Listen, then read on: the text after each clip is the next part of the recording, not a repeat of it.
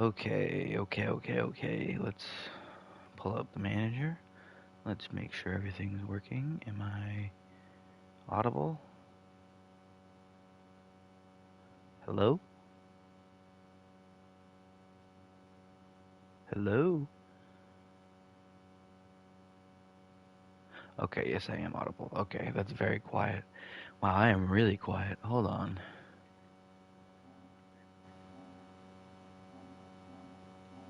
Alright, that's gonna have to do. Yeah. Alright. Yeah, we're gonna finish out week 3 right now. Tonight. We're gonna get through it.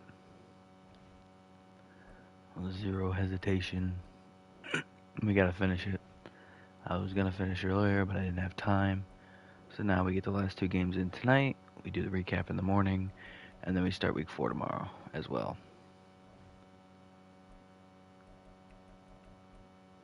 That's the plan anyway. We'll see how well I can stick to it depending on how things fall out.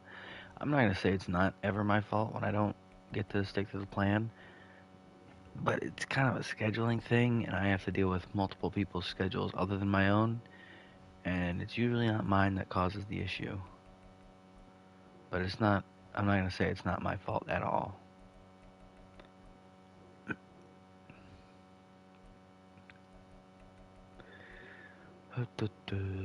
Everyone's re-signing so far. Good. Marcus Johnson's still in the league for some reason. They're still in the game for some reason. There's some guys that it's just like, why is he still in the game? Like, I haven't seen this guy on a team in forever. I haven't seen him, there be any buzz to sign him in forever. I haven't seen anything about him. And yet they just keep being in the game for some reason. It's weird. Ooh.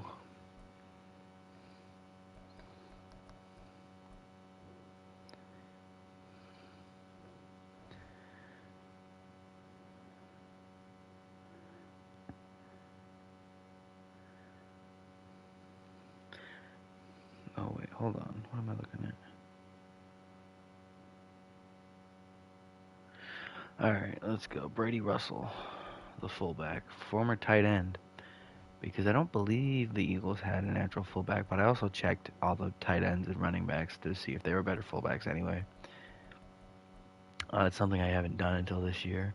I oversaturated the fullback market.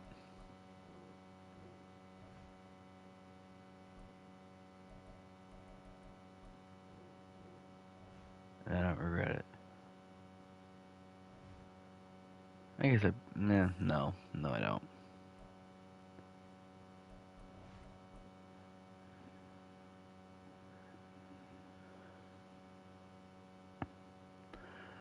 I am hearing things. That's awesome.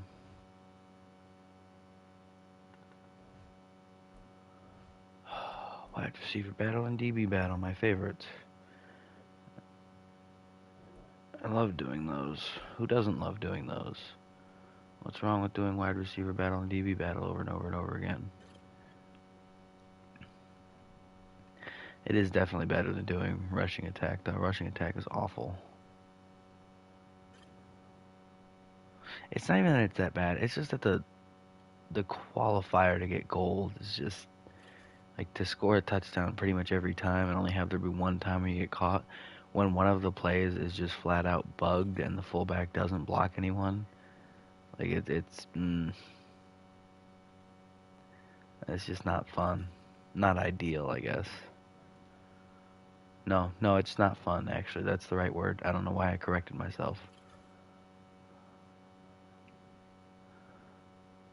But I'm sure I'll buy Madden 25 when it comes out. I'm sure I'll play that a bunch. I'm sure I'll get through all the awful bits of it just to play the games because I like football. It's the closest thing you can get to NFL football outside of the season. UFL is not terrible, but it just feels like such a I don't, it feels like such a high school budget production. Like I don't know, it just doesn't feel like I'm watching something that's run by professionals with all professional athletes and everything. It feels off.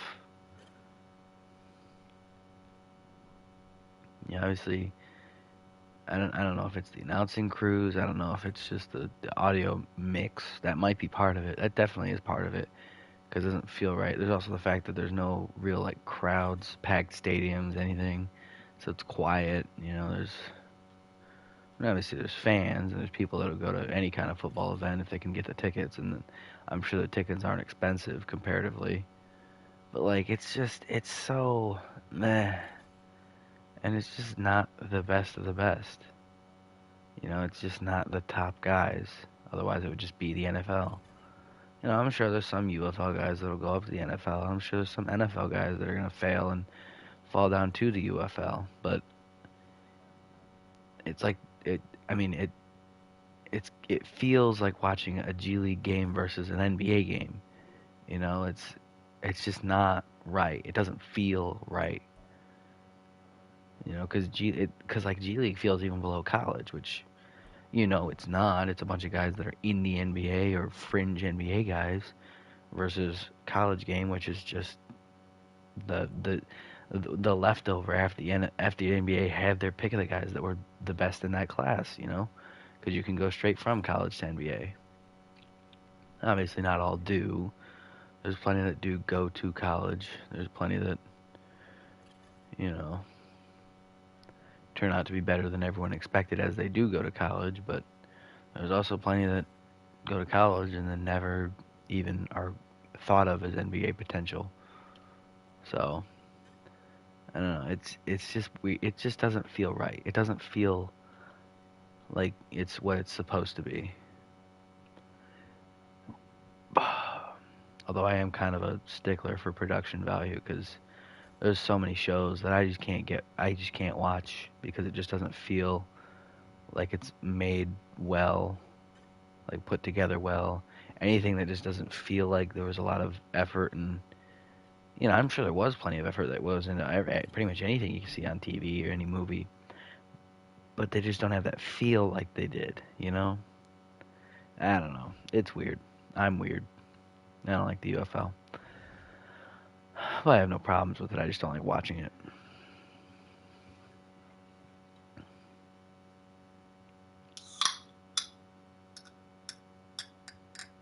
Oh, that's loud.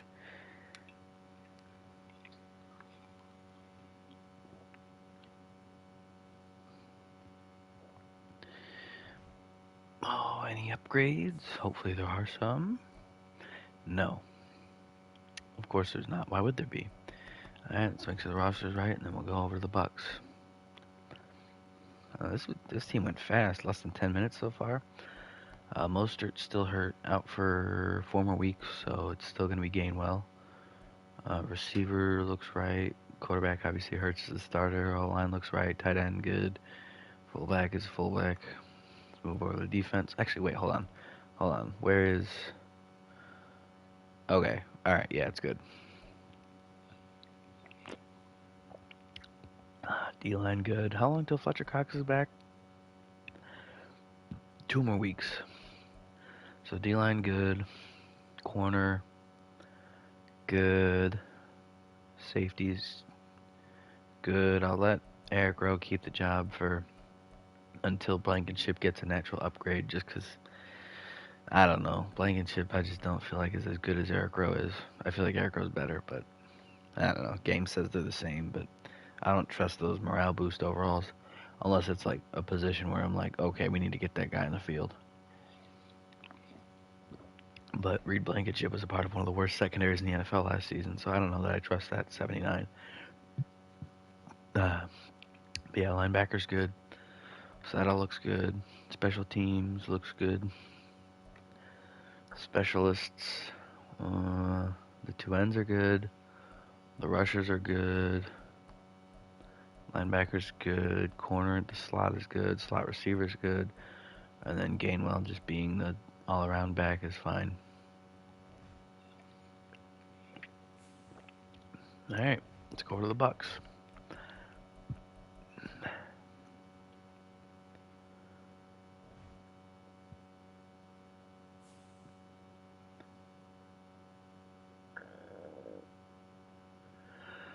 Oh, we gotta resign guys. I love this part. It's my favorite part. I would just set it to auto do it, but then sometimes it doesn't re-sign guys, and it's just easier to always have them re-signed and cut them once I don't need them than it is to, try to gauge when I can re-sign them and when I can afford to not re-sign them, and then go back later and pick them up if I need them. Like, it's just easier to re-sign everybody and then cut who I don't need later on. But it's easy because I just turn off the interest in the team bar, make it not matter, and then just throw everybody on super player friendly, and then most of the time they accept unless they're a third string quarterback, a backup linebacker, a fullback, or a punter. The case in point, a fullback. Fullbacks not known as divas. I guess some of them are. Kind of weird. Like Coach Keefe, I found a way to get you on the team by moving you to fullback, and you repay me by complaining about the bonus? Like, what? Would you rather be unemployed? Could have gone with one of the running backs instead. I mean, obviously they were all undersized, and if I have to go either undersized or oversized, I'll take oversized at a position like fullback, but still. That is interesting. The Buccaneers, outside of their starters, have no running backs 6 foot plus and have no tight ends sub 5'4" or sub 6'4". No 6'3" and lower tight ends. It's weird.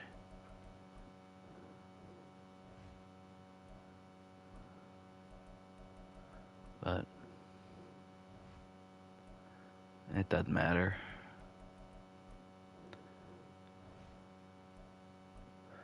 And Josh Johnson. I swear if you say no, okay, good. I'm tempted to cut Keefe and then just sign him that way so I can try to re-sign him right then and there. Elite quarterback. Oh, we got to stop his running. Contain scrambling. Their receivers aren't good. If he can't run the ball, they can't run the ball. That's not entirely true. Their offensive line is really good, so the running back doesn't matter that much, but it's the thought that counts. Oh,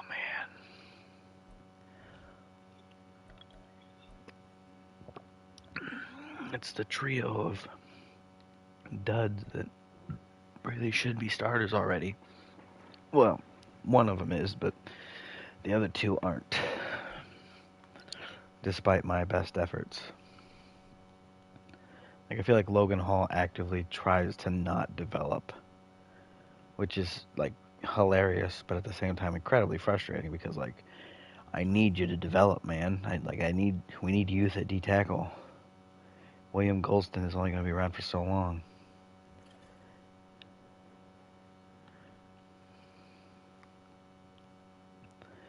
Oh, Palmer. Come on, make the grab. There you go. I do really hope that I'm not picking up myself. I shouldn't be, but I did turn the sensitivity up, so I might be.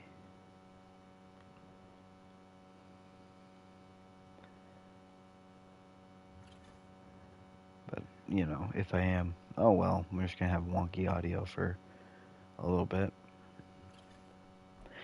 I just need to get it out of my system, the thought that the audio can cut out at any moment and to just not come back like it did that one time. It came back in the Ravens game against the Colts, which I'm really glad it did because that was a great game. But, like, it shouldn't be gone. Should have never left. Don't know why it did.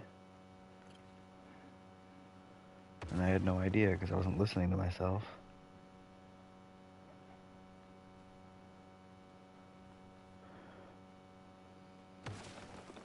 And, like, after the Browns game incident, I didn't think much of it. I was just like, oh, freak accident, won't possibly happen again. But then it did happen again. So now it's like, oh gosh, I gotta be worried about it. Which, like, kind of kills it for me. So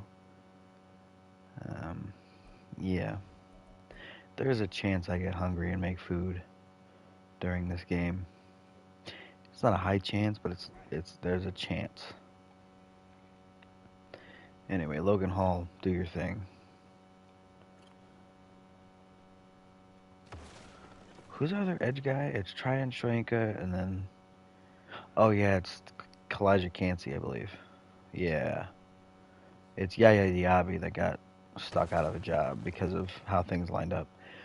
And there's a chance that after, if Lavonte David retires and, Quan Alexander regresses bad enough, that after a season, we move back to 3-4, and it's, Yaya Diaby on the outside, and then Logan Hall.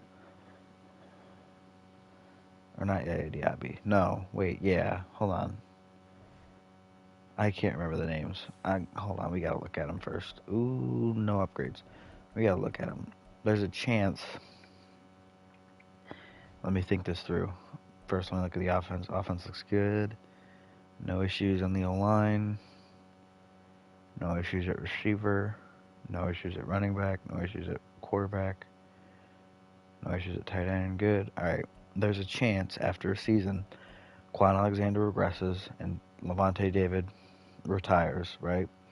So we move Devin White back to inside, and then either KJ Britt goes up, becomes a starter, or Silver C. Davis ends up being good enough, and we move him inside. Or what else could happen is Dennis. Dennis kind of has to be the inside guy if this works out this way, because otherwise he doesn't get a job, which would kind of go against everything I've been working for this. But then Tryon Shranka and Yaya Diaby can be the two outside guys. Cansey slides back inside. Vita Vea stays the nose. And then Logan Hall goes back to end, which is where he was in the 3-4. That is one way it could work out, because Cansey's obviously a bigger end, 280. He can be an inside guy, too. He is an inside guy in real life. He was just the best guy for the outside spot. Undersized for a D tackle in a 4-3. A little big for an end in a 4-3, but it's fine. Big ends in a 4-3 aren't really that big of a deal. Big outside linebackers in a 3-4, that's not as ideal. But that's a potential possibility. It's also entirely possible that I just let KJ Britt slide up to starter and Dennis slide up to starter. Hopefully Dennis overtakes that starting spot at some point this season anyway. So it really would just become Britt that has to replace David or somebody we draft. So that we'll cross that bridge when we get to it. But it's a possibility. Just a way to get Diaby on the field. It's just a shame that he's not. Another thing that could happen potentially is obviously Golston's likely to retire after a year. Logan Hall, if he doesn't progress enough and Yaya Diaby stays a higher overall than him going into next season, there's a chance I slide Cansey back to tackle and then have Diaby start at end, just because Logan Hall has refused to develop at all. That's only if Hall stays a lower overall than Diaby across the whole season, though. Because obviously Hall's a backup, Diaby's a backup, so there's no sense in worrying about that right now. But anyway, defense looks right. Justin Evans is... Oh, well, but he's lower overall by 1. But he's got the +2 morale boost. We'll keep him at the lower. Ooh, the corners developing pretty nicely, actually. Eisen and McCollum both growing, which is kind of shocking. They're both normal dev, too, which is why it's really shocking. But yeah, defense looks right. I don't know why I keep calling Servo C Dennis Davis. It's definitely Dennis. Kicker and punter look good. I don't know if I want Palmer to be the return man anymore. I think I would rather be Scotty Miller now, because Palmer's a starter. And I don't want Palmer on special teams getting hurt. So, yeah, we're gonna move that. We're gonna not do that anymore. Because Palmer's a starter at receiver. He's the 3. So when Godwin goes into the slot, he goes out to the outside. I wish Palmer could be the slot guy, but Godwin's just so good in the slot. He's just a slot guy. He just is. So, then obviously Rashad White, running back for all situations. Cansey and Tryon Schwenka, and then you got Golston. Ooh, wait, Logan Hall stealing reps. There's a spot he can steal them from. The linebackers are good. Slot corner's good. Murphy Bunting. Their defense kind of fell apart once he left,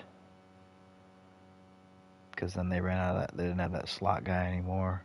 And I can't remember if they moved Dean or Davis. I feel like they had one of these two guys play in the slot more after that, and it just didn't work out how they wanted it to, if I'm remembering right.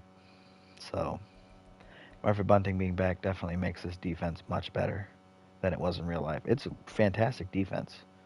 It's actually a really good defense. I would roll with this defense. This is a Super Bowl caliber defense. It's a little rough at one of the end spots. You know, you wish Tryon Schwenka was a little bit better, but like, great at corner, great at safety. You know, obviously 79 with Whitehead's not like great, but he's a lot better than that. Quan Alexander is a very serviceable 3 linebacker. You got 2 good ones as the main 2. So, obviously Cansey's a bit of a run stuffer end as opposed to a pass rush end, but he's still plenty good at pass rush as well. Yeah, just a good defense. Don't need to look at the practice squad. I don't know why I went over to that tab. Not that I'm afraid to show that tab, it just doesn't matter. Like, the practice squad is just made up of some guys, and if you saw the initial bit where I actually put the guys on it, like, it's kind of a muddy process just because it doesn't really matter that much. They get like maybe 1 boost across the entire season that immediately goes away because they had no stats, so they regress. But anyway, that's good for both teams, so let's get into it.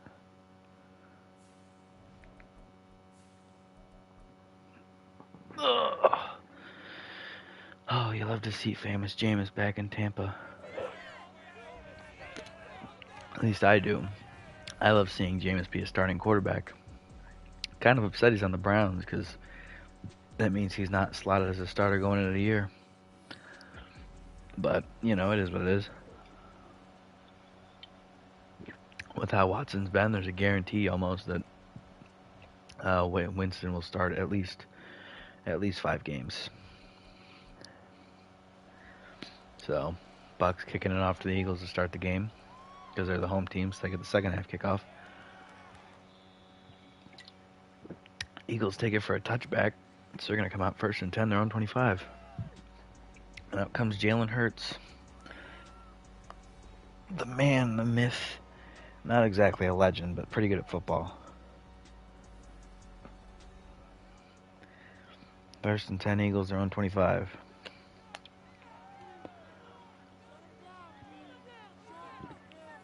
Hurts hands it off. Gainwell on the counter picks up 5. That's going to make it 2nd and 5 up to the 30. As it tries to tell me about his last week. I don't care about his last week. If he's not a stat leader, then we're not going to hear about it. If he is a stat leader, we'll hear about it. Hurts to throw on 2nd down, and he gets a 6-yard gain. It's going to make it 1st and 10 at the 36. Dallas Goedert on the catch. He's pretty good at football.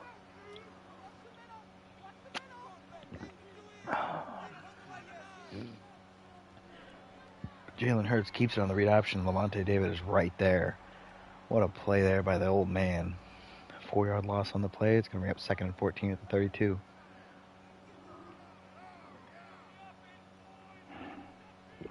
Hurts hands it off to Gainwell on the left side. He bounces it out to the outside, gets a yard. So 1-yard pickup there. It's going to be 3rd and 13 at the 33.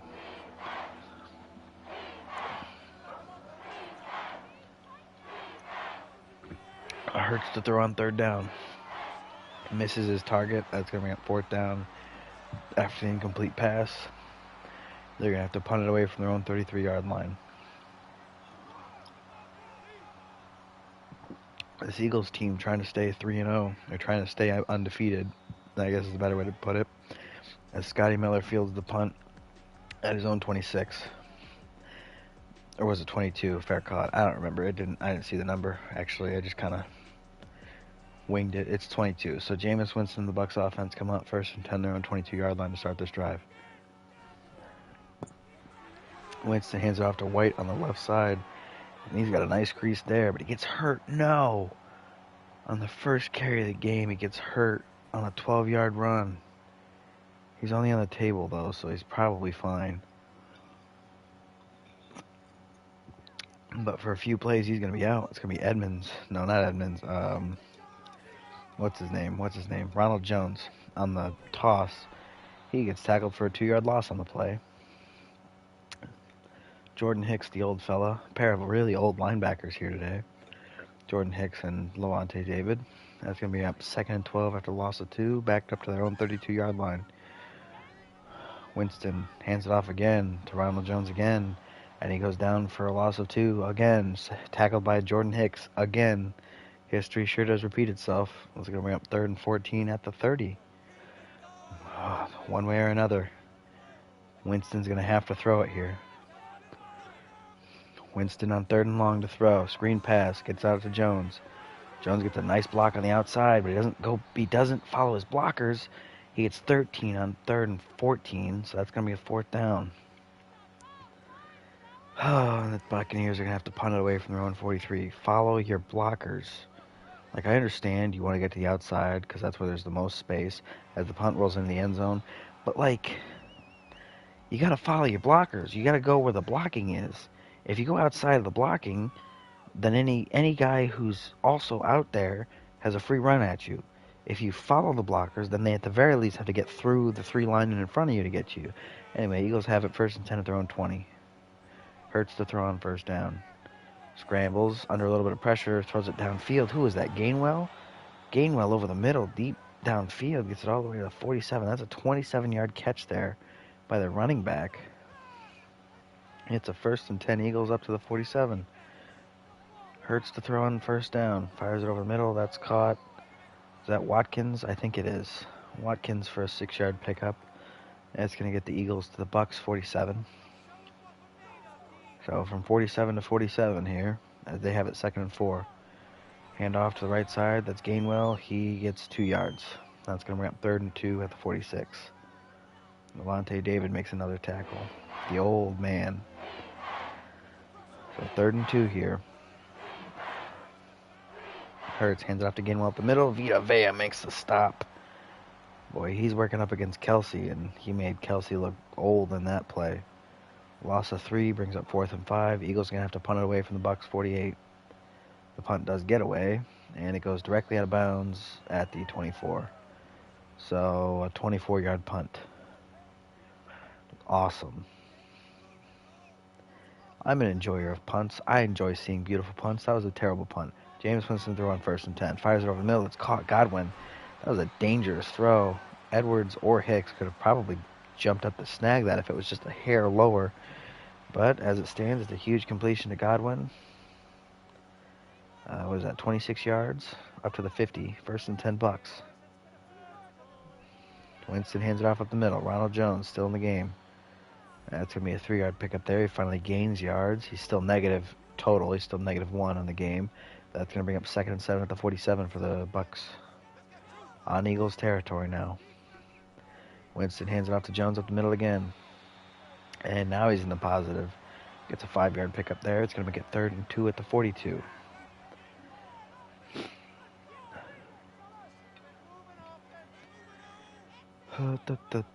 Jameis Winston hands it off to Ronald Jones on the right side. Makes a cut. Nice cut there. As he gets it all the way down to the 34. 1st down, the Bucs.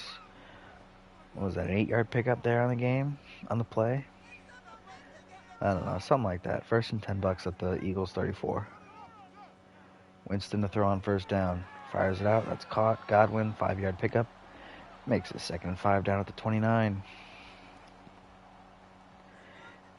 Winston showing that LASIK made a difference. Winston to throw on 2nd down. Fires it over the middle. That's incomplete. Ronald Jones can't hang on. That was a good throw. Just running backs can't catch. So that's going to bring up 3rd and 5. Still at the 29 after the incompletion.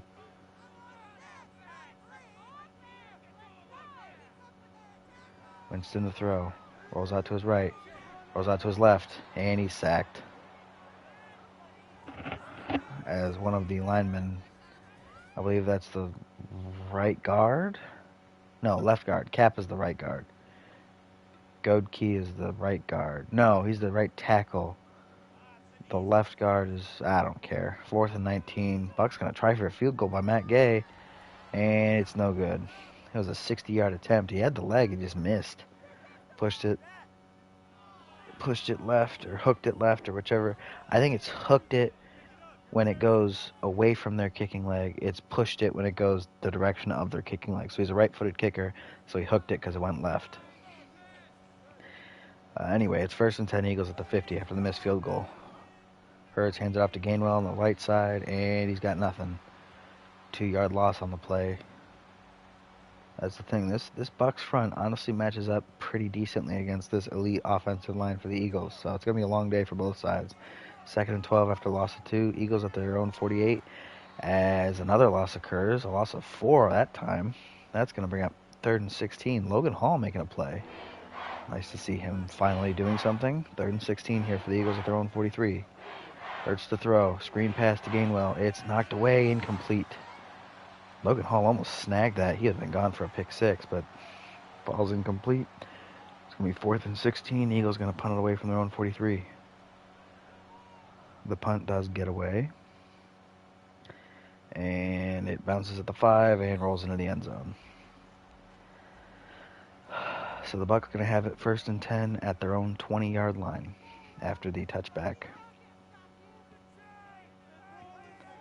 Winston the throw on 1st down. Fires it to the right side. Almost picked off, but the DB forgot he has hands. That's going to be 2nd and 10 after the incompletion. He just missed the receiver bad there. Still at the 20-yard line. Winston changing the play. Winston a throw. Fires it quickly. That's caught. Evans. And that's going to be a 13-yard pickup. Gets it up to the 33. 1st down Bucs. Mike Evans gets his first catch of the game here late in the 1st quarter. That's a 1st down carry here for Jones on the left side. He gets a 3-yard pickup. That's going to bring up 2nd and 7. I guess White might be hurt more than I thought because he's still not back in, which really stinks if he is out for multiple games. Winston on 2nd and 7. Fires it downfield. Incomplete. Completely whiffed. It's going to bring up 3rd and 7 at the 35. Throw power 99. Accuracy like 50. On all 3. That's Jameis Winston in a nutshell. Winston to throw on 3rd down. Fires it down towards the numbers. That's incomplete. Cade Otton can't hang on through the hit. That's going to bring up 4th down. Bucs going to have to punt it away from their own 35. The punt does get away. And it's going to be caught at the 17, 18-yard line and returned to the 26. It was the 18, not the 17. I just can't count. You'd think after all the time I've spent looking at a football field that I have a knack for determining yard line just with a glance, but nope. Hurts to throw on 1st down from his own 26. And he gets completed. That's Goddard. Pretty good at football. It's going to bring up 2nd and 4 after the gain of 6 up to the 32.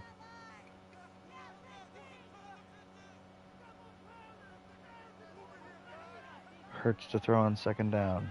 Under a little bit of pressure as he gets it out to the sideline. I thought he was throwing it away. He's actually checking it down to Goddard, who gets, 2 yards? 3rd and 2 at the 34. Hurts pitches it out to Gainwell on the left side. I've never once seen a toss actually work in any of these games because that's a loss of 4 on the play. Brings up 4th down. Eagles going to have to punt it away from their own 30. I've never seen a toss play work so far in this whole series. It's never worked, like a single time. Punts fielded about the 20. Fumble on the return, but that's going to be. I feel like that's going to be overturned. But for now, the Eagles have it 1st and 10 at the Bucs 22. But yeah, it gets overturned. Okay, I figured it looked like he was down before it came out. So Bucs going to have it 1st and 10 at the 27-yard line, their own 27-yard line.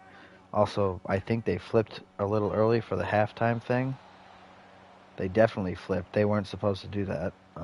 Anyway, 1st and 10 goes for a loss of 3, carried by Ronald Jones as we end the 1st quarter. So after 1, we're tied 0-0 still, nobody on the board. Bucs have it 2nd and 13 at their own 23. And the field definitely was not supposed to flip there, but it did, so who cares? Second and 13, Winston to throw, fires it incomplete. Looked like he threw it behind and too short for his receiver. That's going to bring up third and 13, still at the 23-yard line. Winston to throw under immediate pressure as he rolls out to his left, and the ball goes incomplete. It looked like it went backwards out of his hand, so I feel like that probably should have been a fumble, but who cares? Madden's not smart enough to do that. It's going to be fourth and 13 at the 23, where the Bucs punt it away. Gets fielded at about the 26, and nice move there by Rieger. Gets it all the way up to the 36 on the return as Jordan Hicks gets hurt. So that's lovely. First and 10 Eagles at their own 36-yard line. Hurts throws it on the RPO out to Hurts to Ertz. That's going to be a 4-yard pickup. Makes it 2nd and 6 at the 40. Hurts to Ertz is an interesting combo. This time Hurts keeps it on the read option and runs directly into the teeth of the defense. See, normally if you're going to keep it on the read option, you're supposed to go outside. He decided to go inside, and he got tackled for no gain. It's going to bring up 3rd and 6 at the 40. Hurts to throw on 3rd down. Plenty of time. Fires it way downfield. Overthrew Quez Watkins. He threw it to the right guy to throw it to downfield. He was wide open. He just missed him. So that's going to bring up 4th and 6. Eagles going to have to punt it away. We are still scoreless here. Punt it away from the 40. And it's going to bounce at the 5 and into the end zone. Because of course it will. Because nobody knows how to do a kick that checks back. Anyway, that's going to be 1st and 10 Bucs at their own 20. With the touchback. Winston hands it off to Jones at the right middle. No, wait, that's Rashad White. He's back in. Did he just get hurt? No, he didn't. No, he's fine. He's fine. They just do that animation sometimes for no reason. He goes down for no gain. It's going to be up 2nd and 10 at the 20. Both of these offenses are struggling. Winston to throw on for 2nd down. Fires it downfield. It's caught. What a catch. What a nice play there by Winston to Palmer. Trey Palmer on the catch. I think that's his first catch. Is it?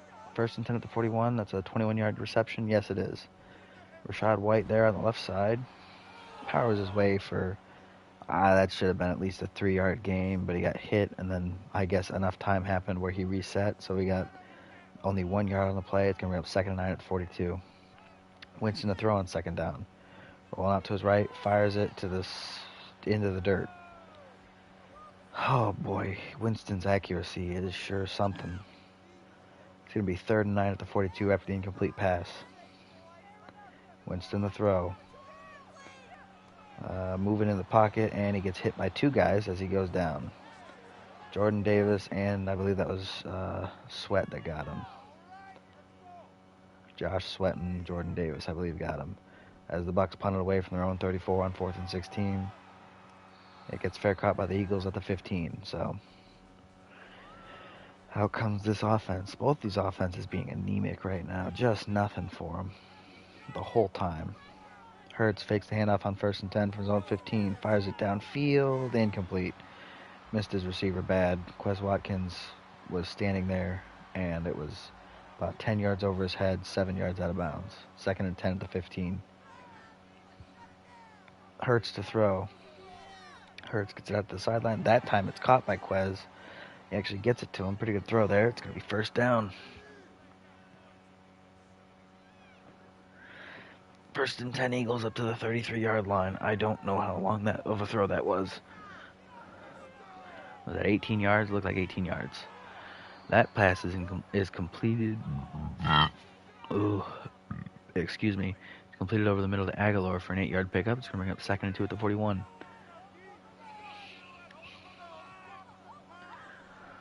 Hurts fakes the handoff on the read option, decides to keep it, and he gets a nice reward for it. It's going to get it all the way to the Bucs 49. So, Eagles across midfield with a fresh set of downs here, 1st and 10.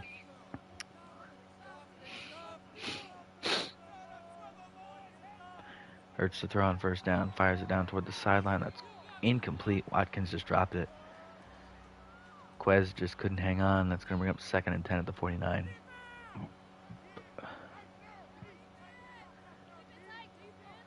Hurts to throw on second down. Fires it down to the same sideline. This time it's caught by Goddard. Pretty good at football. I'm going to say that every single time. There's nothing else notable about him. He just is pretty good at football. It's going to bring up 3rd and 4 at the 43-yard line after a pickup of 6. Hurts to throw. Rolling out to his right. Fires it. That's caught by Watkins, who gets it up to the 31. First down, Eagles. I don't know how long of a play that was. I'm not even going to try. I'm not even going to act like I know. Hurts to throw on first down. Rolls out to his left, and he's sacked. Tryon Shoyinka gets him. Can I just call him Joe? I'm just going to call him Joe. Joe gets him. 7-yard loss there. It's going to bring up 2nd and 17 at the 39. So pushed back by 7 on the sack. That's not a good place for the Eagles to be. Hurts to throw on 2nd and 17. And he scrambles for 1 yard. That's going to bring up 3rd and 16 after the pickup of 1 at the 37-yard line. I think they're in field goal range, but a little bit closer would help. First down obviously would be great, though. Hurts to throw, fires it downfield. Incomplete, missed his receiver again. He's really missed bad on a lot of those throws. Must just not be his night, I suppose. Anyway, it's going to be a 54-yard field goal attempt here on 4th and 16. Kick is up, and it is no good. Wow. So that's the second missed field goal we've seen, which leads to a continued scoreless game, continued scoreless first half, as the Bucs start this drive 1st and 10 at their own 44, following the missed field goal. Winston changing up the play. Winston to throw on first down. Gets it out to Palmer, who catches it on the in-breaking route.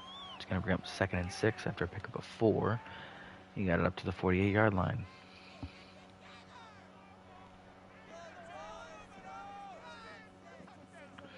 Winston to throw on 2nd down.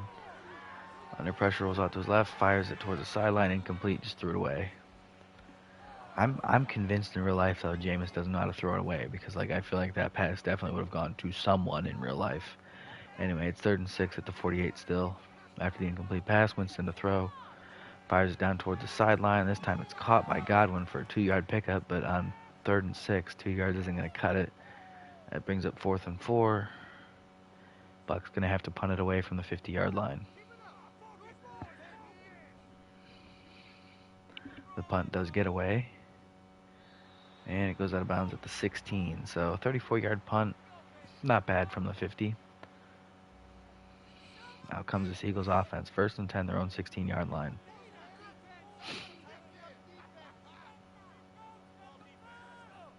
Hurts to throw on first down. Fires it down over the sideline. That's caught. Aguilar on the grab. That's going to bring up 1st and 10 at the 36. Nice catch there by him.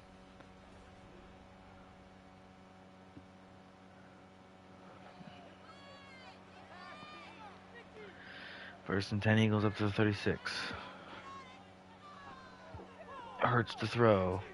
Checks it down to Devontae Smith on the outside. That's going to be a pickup of 8. It's going to make it 2nd and 2 at the 43.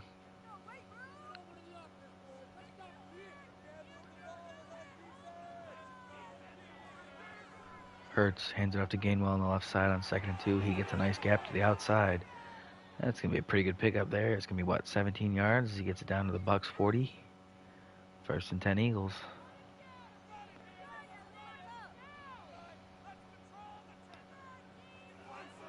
Hurts fakes the handoff on first down. Fires it over the middle. That's caught. Hurts to Ertz. Hurts to Ertz for a 5-yard gain. That's going to bring up 2nd and 5 at the 35. It looks like they're close to scoring distance. Hurts has his X Factor active. Good luck sacking him. Hurts fires it over the middle. That's caught. Devontae Smith. First down. Up to the 26. Eagles having this good drive. Keep on going. 1st and 10 at the 26-yard line. Hurts hands it off to Gainwell on the read option. And Gainwell gets a nice pickup of 3. That's going to bring up 2nd and 7 at the 23-yard line. And that's a 2-minute warning. So 2 to go in the half. We are still scoreless, but the Eagles have it 2nd and 7 at the Buccaneers 23. So barring a turnover, they should score at least a field goal on this drive. Hurts throws it. I thought that was going to be picked off immediately, but it's not. It's complete to Quez Watkins for first down up to the 15-yard line. 8-yard pickup there. 1st and 10 Eagles. In the red zone. Hurts to throw. Scrambling out to his left. He keeps it. He takes off. He's going to get close.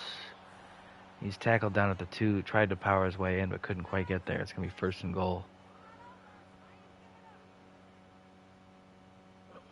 1st and goal from the 2. His X Factor's still active. Hurts hands it off. Gainwell up the middle. And Gainwell gets no pickup there. It's going to be 2nd and goal at the 2. Clock has been running this whole time. It's now 36 seconds left to go in the half. This time he keeps it on the read option, and he's tackled for a 3-yard loss. That's going to make it 3rd and goal at the 5. 33 seconds left to go in the half. Eagles take their 2nd timeout. Hurts to throw. Fires it to the back of the end zone. Caught. Touchdown. Devontae Smith, wide open. Not really wide open. He actually had to make a contested grab there. But he hangs on through the hit. So Eagles score first finally here in this 2nd quarter. First strike comes with, 30 seconds to go in the half? Yeah. PAT is up and good. So the Eagles now have it 7-0 lead with 30 seconds left to go in the first half as they kick it back to the Bucs, who also get the second half kickoff. So we'll see if they try anything here. Not trying anything on the kick return as they take a knee.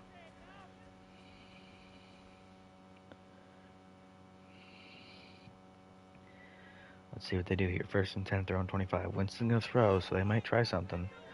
Goes back to the flat. That's Otten. That's a 3-yard pickup, and they're not using a timeout. They're just going to let the play run out. Let the clock run out for the half. They do snap it. And he throws it out quick to an out route to... Who is that? O.J. Howard? I don't know who that was. Either way, it doesn't matter. After one half, the Eagles are on top 7-0 as they kick it back to the Bucs to start the 3rd quarter. And that goes for a touchback. The Bucs come out 1st and 10, their own 25-yard line.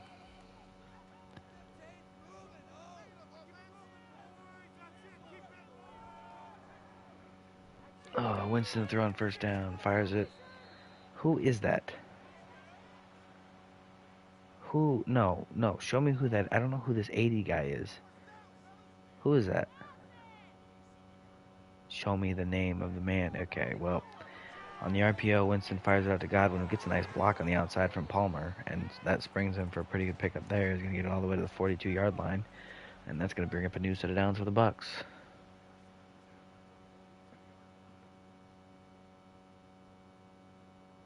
Oh, Winston hands it off to White up the middle. Makes a nice move there. Holy moly. Makes Jordan Poyer rethink his life decisions there. Makes him think maybe he should have played tennis or something. That's going to bring up 1st and 10 at the 48-yard line. Bucs across midfield here on the Eagles side. And they immediately get put back to their own side. Well, kind of. It's going to be 2nd and 12 at the 50 after a loss of 2 on the play. Jordan Poyer getting his revenge against Rachaad White. Winston hands it off to White up the middle, and this time there's nobody there. And Poyer almost gets run over, but Eric Rowe comes in to help with the tackle. Brings him down, but not before he gets a 14-yard pickup to the 36. And it's going to be 1st and 10 Bucs. Winston to throw. Fires it out to Palmer over the middle, and he can't hang on. Came in a little too hot, a little bit low. Palmer couldn't make the grab. Makes it 2nd and 10, still to 36, after the incomplete pass. Winston to throw on 2nd down. Fires it to the left side. That's caught. Evans, 1st down. And gets it to the 19-yard line.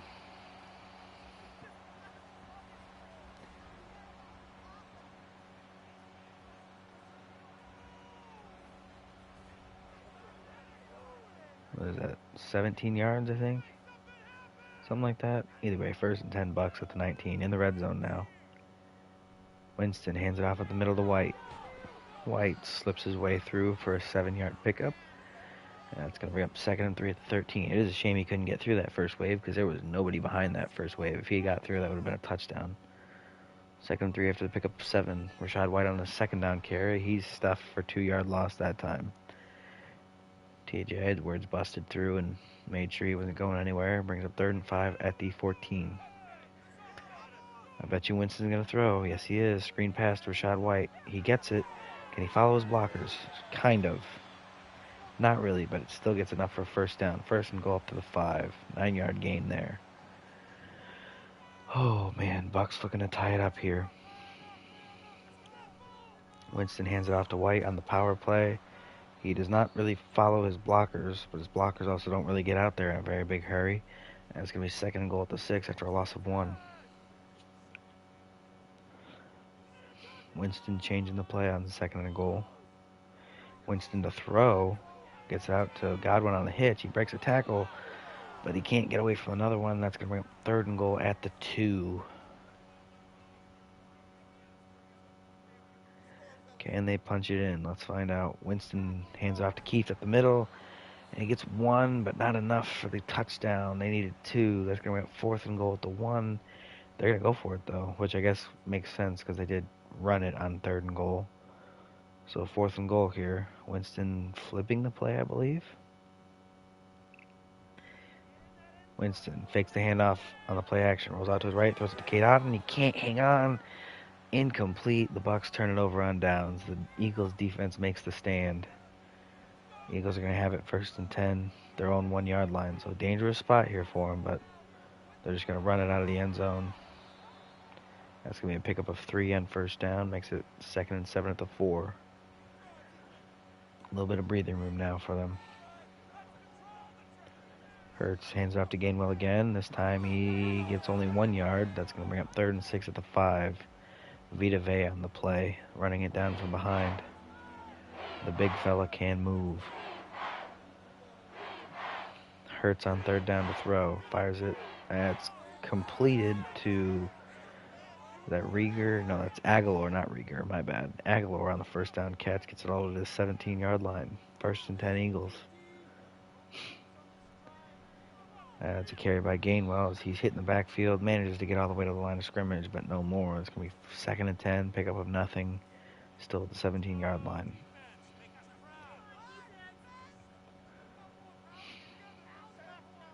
Hurts to throw on 2nd down. Fires it out to the swing route on Gainwell. That's going to be a loss of 3. The danger of a swing route. If it's covered, you're losing yards. That's that simple. If it's covered, you are losing yards. 3rd and 13 at the Eagles' 15. Long way to go here for a 1st. Hurts to throw. Rolls out to his left. Fires it to the sideline. Knocked away, incomplete. That was dangerously close to getting picked off, actually. It's going to be 4th and 13. Eagles going to have to punt it away from their own 15-yard line. This game very well may end 7-0. The punt does get away. It's going to be fielded at the, 37? Yeah, 37-yard line, where it's fair caught. So out comes the Bucks. They need a touchdown to tie it, and it's not running out of time yet, but they're starting to run out of time. Winston fakes the handoff on 1st down, fires it out to Godwin on the left side. He's going to get it to the Eagles' 49-yard line. So, one play already across midfield for the Bucks. Moving the ball hasn't been the issue. It's just scoring. Winston hands it off up the middle to White. And White gets no gain there on the carry. That's going to bring up 2nd and 10 at the 49 still. White averaging 4 yards a carry right now, including that run of no yards. Winston to throw on 2nd and 10, my bad. Fires it out to the right. That's caught. Palmer, as he gets it all the way to the 33-yard line. 16-yard pickup there. And it's be a new set of downs for the Bucks. Palmer's had some nice moments here for the Bucks team. Winston fakes the handoff to White. Fires it to the left side. That's going to be incomplete. Intended for Otten, but he can't hang on through the hit. It's going to make it 2nd and 10 at the 33.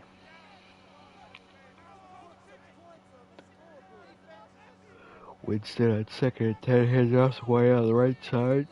He gets no gain on the play. That's going to bring up 3rd and 10 at the 33-yard line. And the Bucs are going to have to throw it here.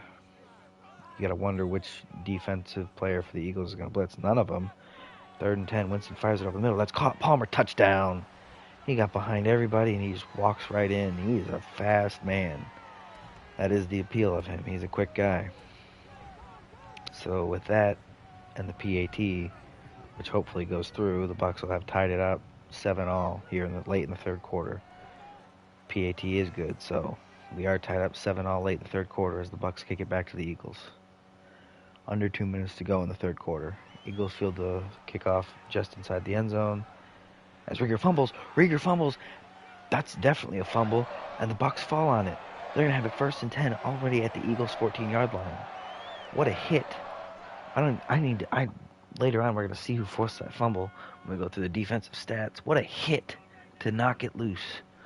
Winston fires it to the end zone. First play, caught, touchdown. 15-yard touchdown catch by Mike Evans. The big fella just beat the corner. I believe the corner tried to press him and he just missed. Either that or Evans just manhandled it and just perfect throw by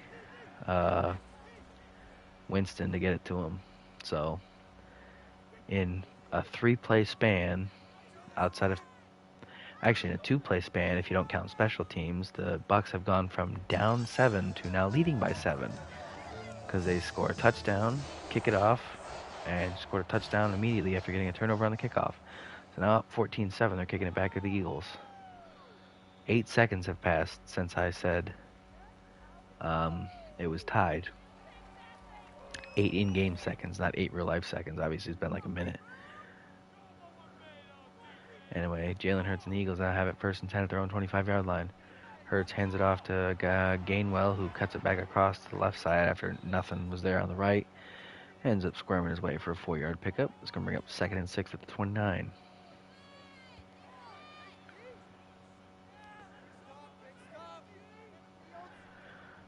Hurts to throw on 2nd down, incomplete.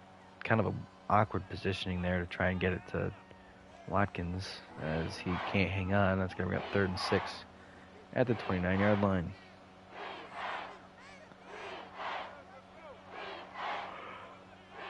Hurts to throw on 3rd down. Scrambles upfield, fires it downfield, incomplete. Jordan Whitehead on the knockaway. He's trying to get it to Smith, but it's just a little low, so it was able to be knocked away by the DB.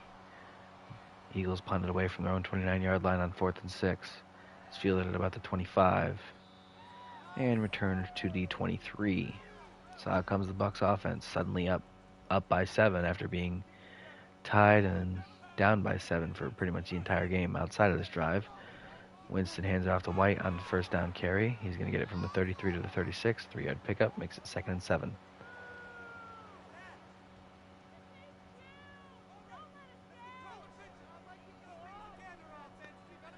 Winston changing the play here. Winston to throw on 2nd and 7. Fires it over the middle. That's caught. Rashad White. Not first down. 4-yard pickup. Makes it 3rd and 3. As that does it for the third quarter. So after 3 quarters, Bucs up 14-7 after a pretty brutal turnover for the Eagles. And they have the ball 3rd and 3 at their own 40 as Winston fires it out to Otten, who gets the first on an 8-yard pickup before going out of bounds. That's going to be 1st and 10 Bucs at their own 48.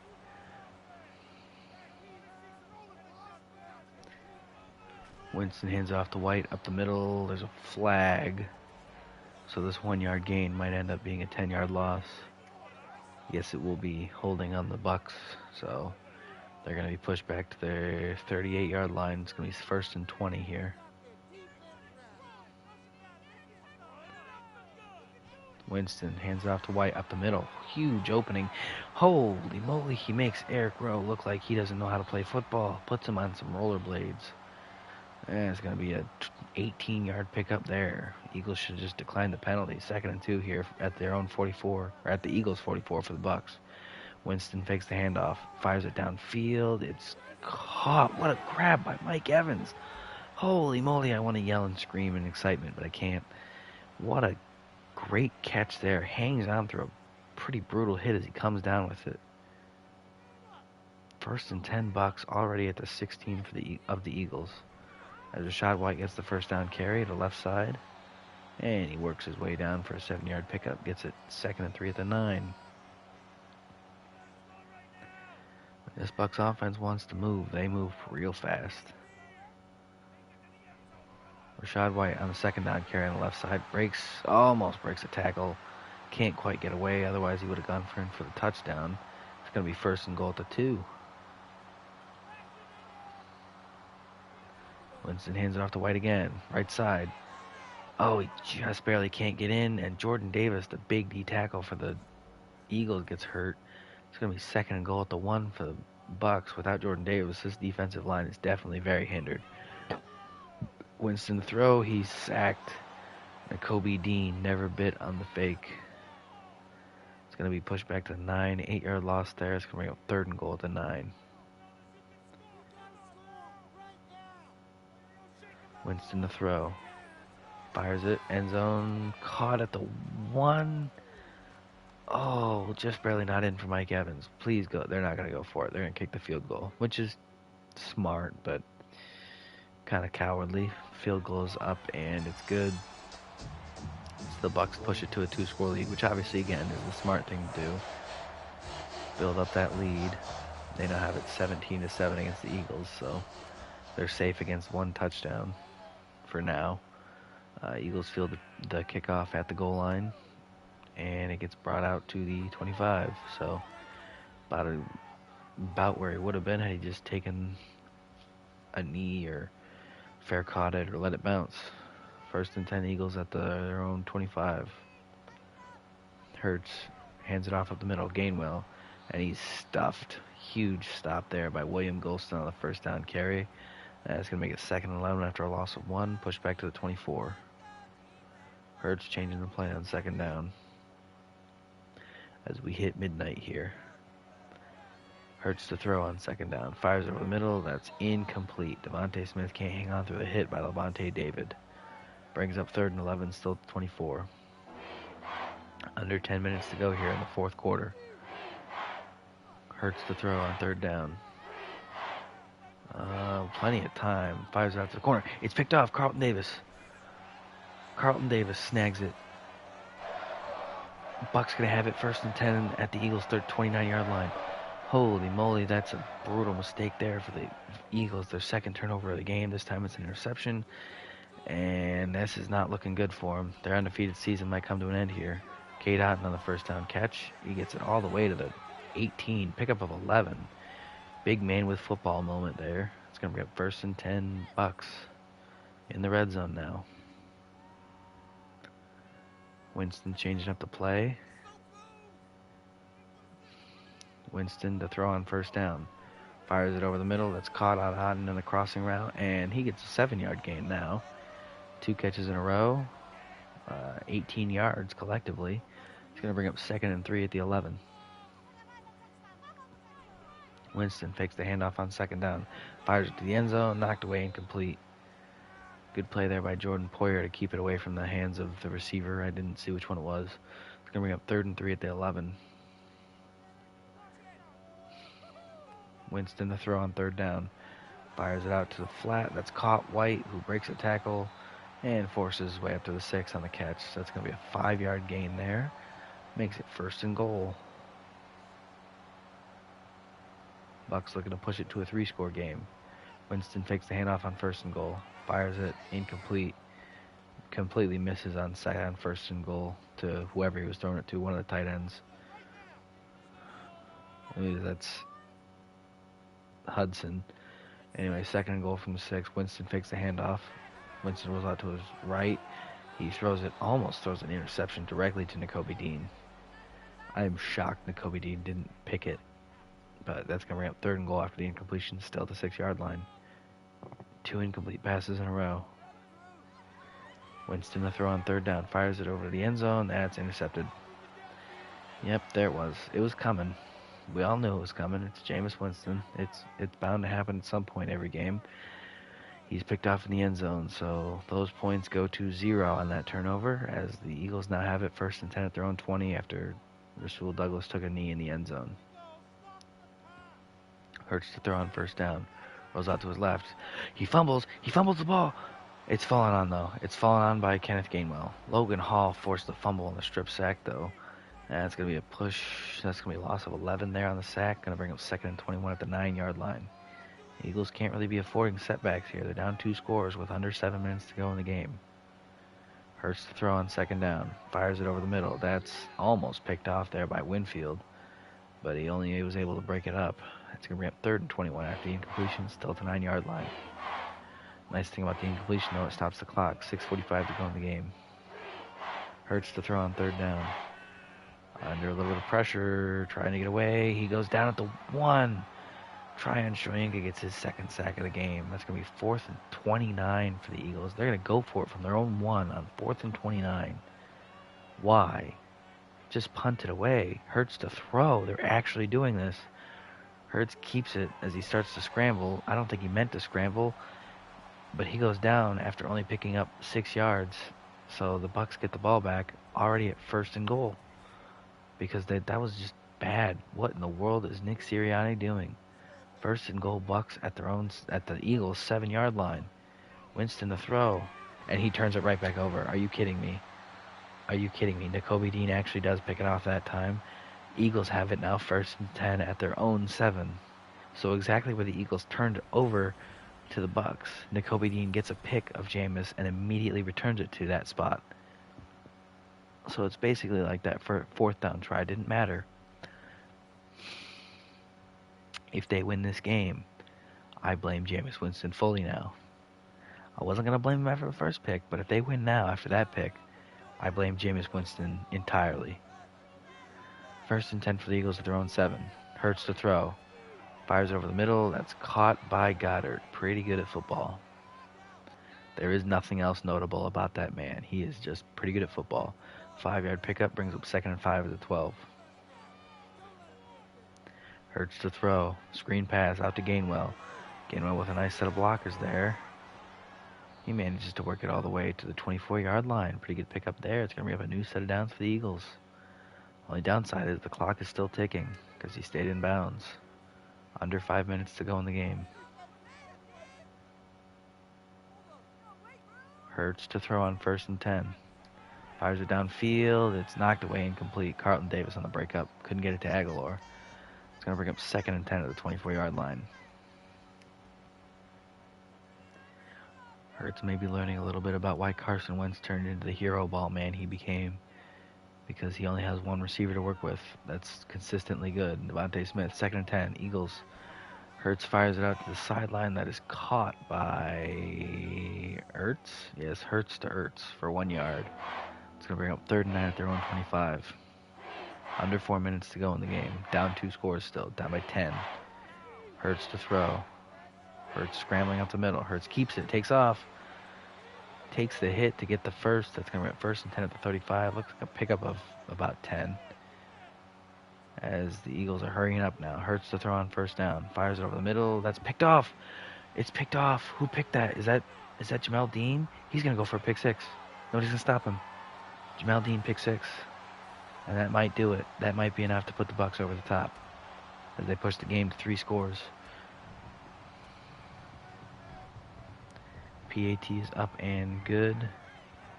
So it's now 24-7, 3-score game as the Bucs kick it back to the Eagles. Jamel Dean on a pick 6. That might have been the straw that breaks the camel's back, or in this case, the moment too late for the Eagle to pull up before it crash lands into the ground. That was a weird breath in. Alright, I gotta stop doing that. I gotta stop breathing loud. That sounds bad on the mic. 1st and 10 Eagles at their own 25 after the pick 6. They're gonna still try it. He immediately throws another pick. This time Devin White snags it. Hurts falling apart here at the end of this game. That's just rough. Devin White on the takeaway First and 10 Bucks at the Eagles 22-yard line. The Bucks have had so many opportunities to start already like deep in Eagle territory, and Jameis Winston has thrown away at least two of them. So 2nd and 8 here for the Bucks after the 2-yard pickup by White on first down, up to the 20-yard line. Winston to throw on 2nd down. Fires it down to the left to right sideline. That's caught. Is that O.J. Howard? It is O.J. Howard. Okay. See, that's what I was wondering. That's what I wanted to know. But the thing at the top wasn't telling me. I didn't remember if O.J. Howard made the team or if that was someone else. 3rd and 2 after a pickup of, what was that, 6? 3rd and 2 at the 14. Winston fires it out to the swing route. That's caught. White. He actually loses a yard on the play. That's going to bring up 4th and 3 at the 15 as the 2-minute warning hits. So with 2 to go in the 4th quarter, Bucks lead 24-7, 3-score game, as they're about to kick a field goal to put themselves up. It would still only be a 3-score game, but field goal is up and good. So they're out by, 20 points? 19 points, something like that. What is it? Yeah, 27-7, so they're up by 20 points, still a 3-score game. So that didn't really make much of a difference as far as how much the Eagles have to do to win, but I guess it did push it to 3 touchdowns instead of 2 touchdowns and a field goal as the Eagles field that kickoff for a touchback. 1:57 to go, down 3 touchdowns. 1st and 10 at their own 25. Not looking good for their undefeated season, but it'll only be their first loss. Hurts to throw on 1st down. Rolling out to his left, fires it across body. That's caught over the middle. Nelson Aguilar on the nice pickup there. Gets it all the way to the 45-yard line. 20-yard gain on 1st down. It's going to be a new set of downs. 1st down and 10 for the Eagles at the 45. That's an incomplete throw to Quez Watkins. He can't hang on. He's had that problem pretty much all day. That's going to bring up 2nd and 10 at their own 45. Hurts changing the play. 1:31 to go in the game. They do have all 3 timeouts, but it's looking grim. Hurts to throw. Hit as he throws, incomplete. Vita Vea applying the pressure. It's going to bring up 3rd and 10 at the 45. Clock stops at 1:27.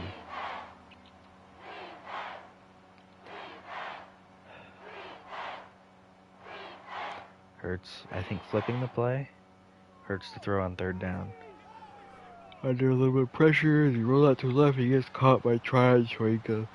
That's going to be a 6-yard loss on the sack. Brings up 4th and 16, and they're going to go for it here because they need it. May as well. Hurts fires it downfield. It's incomplete. Bucks ball. Bucks pretty much win. Eagles already used a timeout. Down by 20 with the Bucks having the ball back.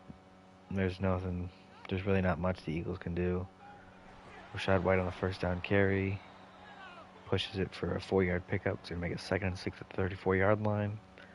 Eagles aren't going to use a timeout, so realistically this should be the last play of the game, but it's Madden, so it probably won't be. But 2nd and 6 from the 34. Bucks hand it off to Rashad White, left side. Runs into his own lineman, only picks up a yard on the play. It's going to be 3rd and 5 at the 33. They should not snap the ball again. 4, 3, 2, 1. No, they do not snap the ball again, so Bucks come away winning 27-7. Kind of an upset there as the undefeated Eagles lose that undefeated title. They drop to 2-1 as the Bucks, I believe, rise to 2-1.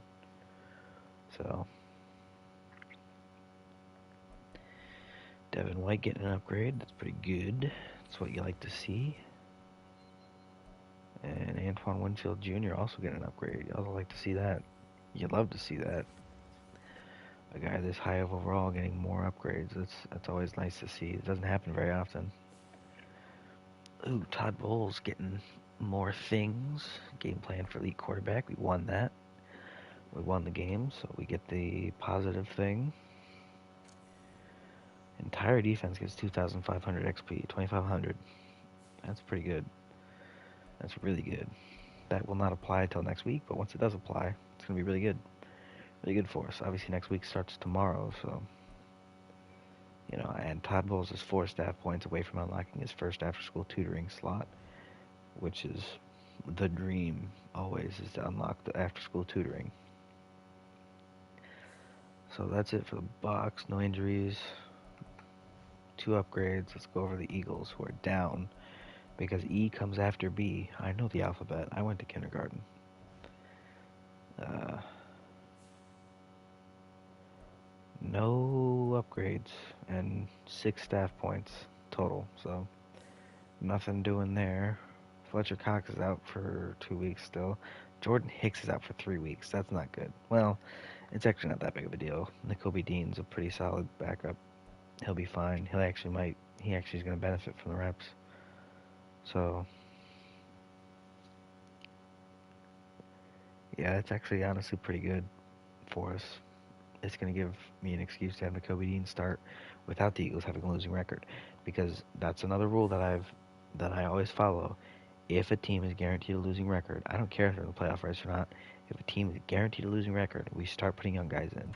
So let's just take a look at the Eagles roster, right? If they are guaranteed a losing record, Aguilar off the depth chart pretty much entirely. Quez Watkins rises to 2, Rieger rises to the 3, right? No brainer. Cam Jurgens probably takes over for Suomelo. Let's see. Ryan Bates probably goes in for Kelsey. Running back wise, Gainwell would be the starter. Mostert would take a seat. Defensively, Avante Maddox, get him out of there. Rasul Douglas, actually, whichever one's younger between Maddox and Douglas stays, but the other one, get him out of there. Put Sidney Brown and Keely Ringo in. Get them on the field. Blankenship, go up. Ryan Neal. Ryan Neal's actually 27, I believe, so he actually isn't really that. No, he's not young, so we would only put Blankenship up there, but he's probably going to take the starting job after a little bit anyway. But get Nakobe Dean in there. Get Brandon Graham out there. Get Nolan Smith in there. Obviously, Milton Williams would still be in. Fletcher Cox will be out. Like it's all just get young guys in, get old guys out, develop for next season. That's the rule if you're guaranteed a losing season at any point. So these teams that are already off to an 0-3 start, which I don't think there's very many. How many teams are winless still? So let's see. The Jaguars, the Broncos are winless, the Chargers are winless, the Patriots are winless, the Panthers are winless, the Cardinals are winless. Any of those teams, the Broncos could become even further winless after their game against the Rams, which we'll get to in a little bit. Any of those teams, if they keep that up, once they get to 9 losses, if they pile up 9 losses quick, young guys go in quick. If they pile up 9 losses over the course of the season and they end up, it's only week 16 and 17 and 18 that we have to do it, we'll only do it then. But once that losing record is guaranteed, young guys in, old guys out, as much as possible. At least sensibly. We're not going to put some 62 overall backup that's never going to actually start for us, in to just soak up time if we don't have to. So, anyway, Jameis, okay day. It's a pretty Jameis Winston day. 27 of 43, 62% completion percentage. Actually, pretty good for a Jameis day.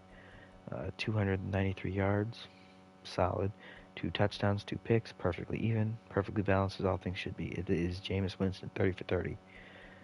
Completions for Jalen Hurts, 22 of 40, 55% completion percentage. So actually a pretty rough day for him. 196 yards, 1 touchdown, 3 picks. So one of those was the pick 6 that broke the camel's back. Rushing, Rashad White, 19 carries for 82 yards. Jalen Hurts, 8 for 34. Kenneth Gainwell, 15 for 21. Ronald Jones, 7 for 12. And O'Keefe, 1 for 1. So, Eagles only had, 55 yards total on the ground, despite running it 23 times. That's rough. That's really rough. There's not much you can do about that. Hurts had a fumble, but I don't remember if it was. I think it was recovered. And that was a sack fumble. It wasn't a real rushing fumble. Those are definitely separate categories, or should be anyway. Mike Evans, 5 catches, 81 yards, and a touchdown. Pretty good game for him. Trey Palmer, 4 catches, 74 yards, and a touchdown. Also a pretty good game for him. He's got a knack for having some big plays in each game. Chris Godwin, 6 for 65. Nelson Aguilar, 4 for 59. Quez Watkins, 4 for 43. Kenneth Gainwell, 3 for 36. Cade Otton, 4 for 28. Dallas Goedert, pretty good at football, 5 for 26. Devontae Smith, 3 for 22 and a touchdown. Rashad White, 4 for 17. O.J. Howard, 3 for 15. Ronald Jones, 1 for 13. And Zach Ertz, 3 for 10. That Ronald Jones came, it was 3rd and 14. He would have had the first down if he followed his blockers on the screen pass. He did not. Did not result in the first down. So I am disappointed in his ball carrier vision. But he is a low 70s running back for a reason. Defensively, solo tackle leader for the day was Levante David with 8. Assisted tackle leader for the day was a tie between Jordan Poyer and Nakobe Dean, both with 9. Nakobe Dean only played for, a little over half the game? So that's actually pretty impressive that he got that many assisted tackles. Total tackles, Eric Rowe led the game with 12. Tackles for loss was led by T.J. Edwards and Joe Tryon-Shoyinka, both with 4 sacks. Joe, I don't know I don't know what the most respectful thing to call him would be, so I'm just gonna call him Joe. Joe had 3. Jalen Carter had a sack and a half. Logan Hall had a sack. T.J. Edwards had half a sack on a blitz. Nakobe Dean had half a sack on a blitz. Jordan Davis had half a sack, and Josh Sweat had half a sack. Interception-wise, let's pull up the touchdown tab so you can see it. Nakobe Dean had a pick. Devin White had a pick. Rasul Douglas had a pick. Jamel Dean had a pick 6. And Carlton Davis had a pick. So, a lot of interceptions thrown. 3 thrown by the Eagles, 2 thrown by the Bucks. Forced fumbles. Who forced that fumble? Logan Hall forced a sack fumble against Jalen Hurts. That one we knew about. Justin Evans on the special teams play was the one that forced that kickoff fumble, which was recovered by, must have been an offensive player, because he's not on. It's nobody on here, but Justin Evans forced that fumble that completely turned the tide of the game. That's the fumble that got the Buccaneers to 14 points. No block kicks, no safeties. There was 1 defensive touchdown, Jamel Dean's pick 6.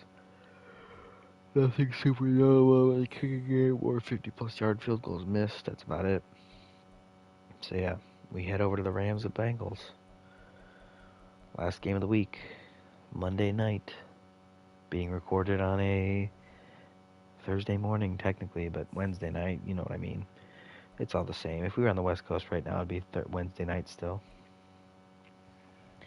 Anyway, let's negotiate. Cooper Kupp, stay on the team, big man. Gosh, he is an old 30-something.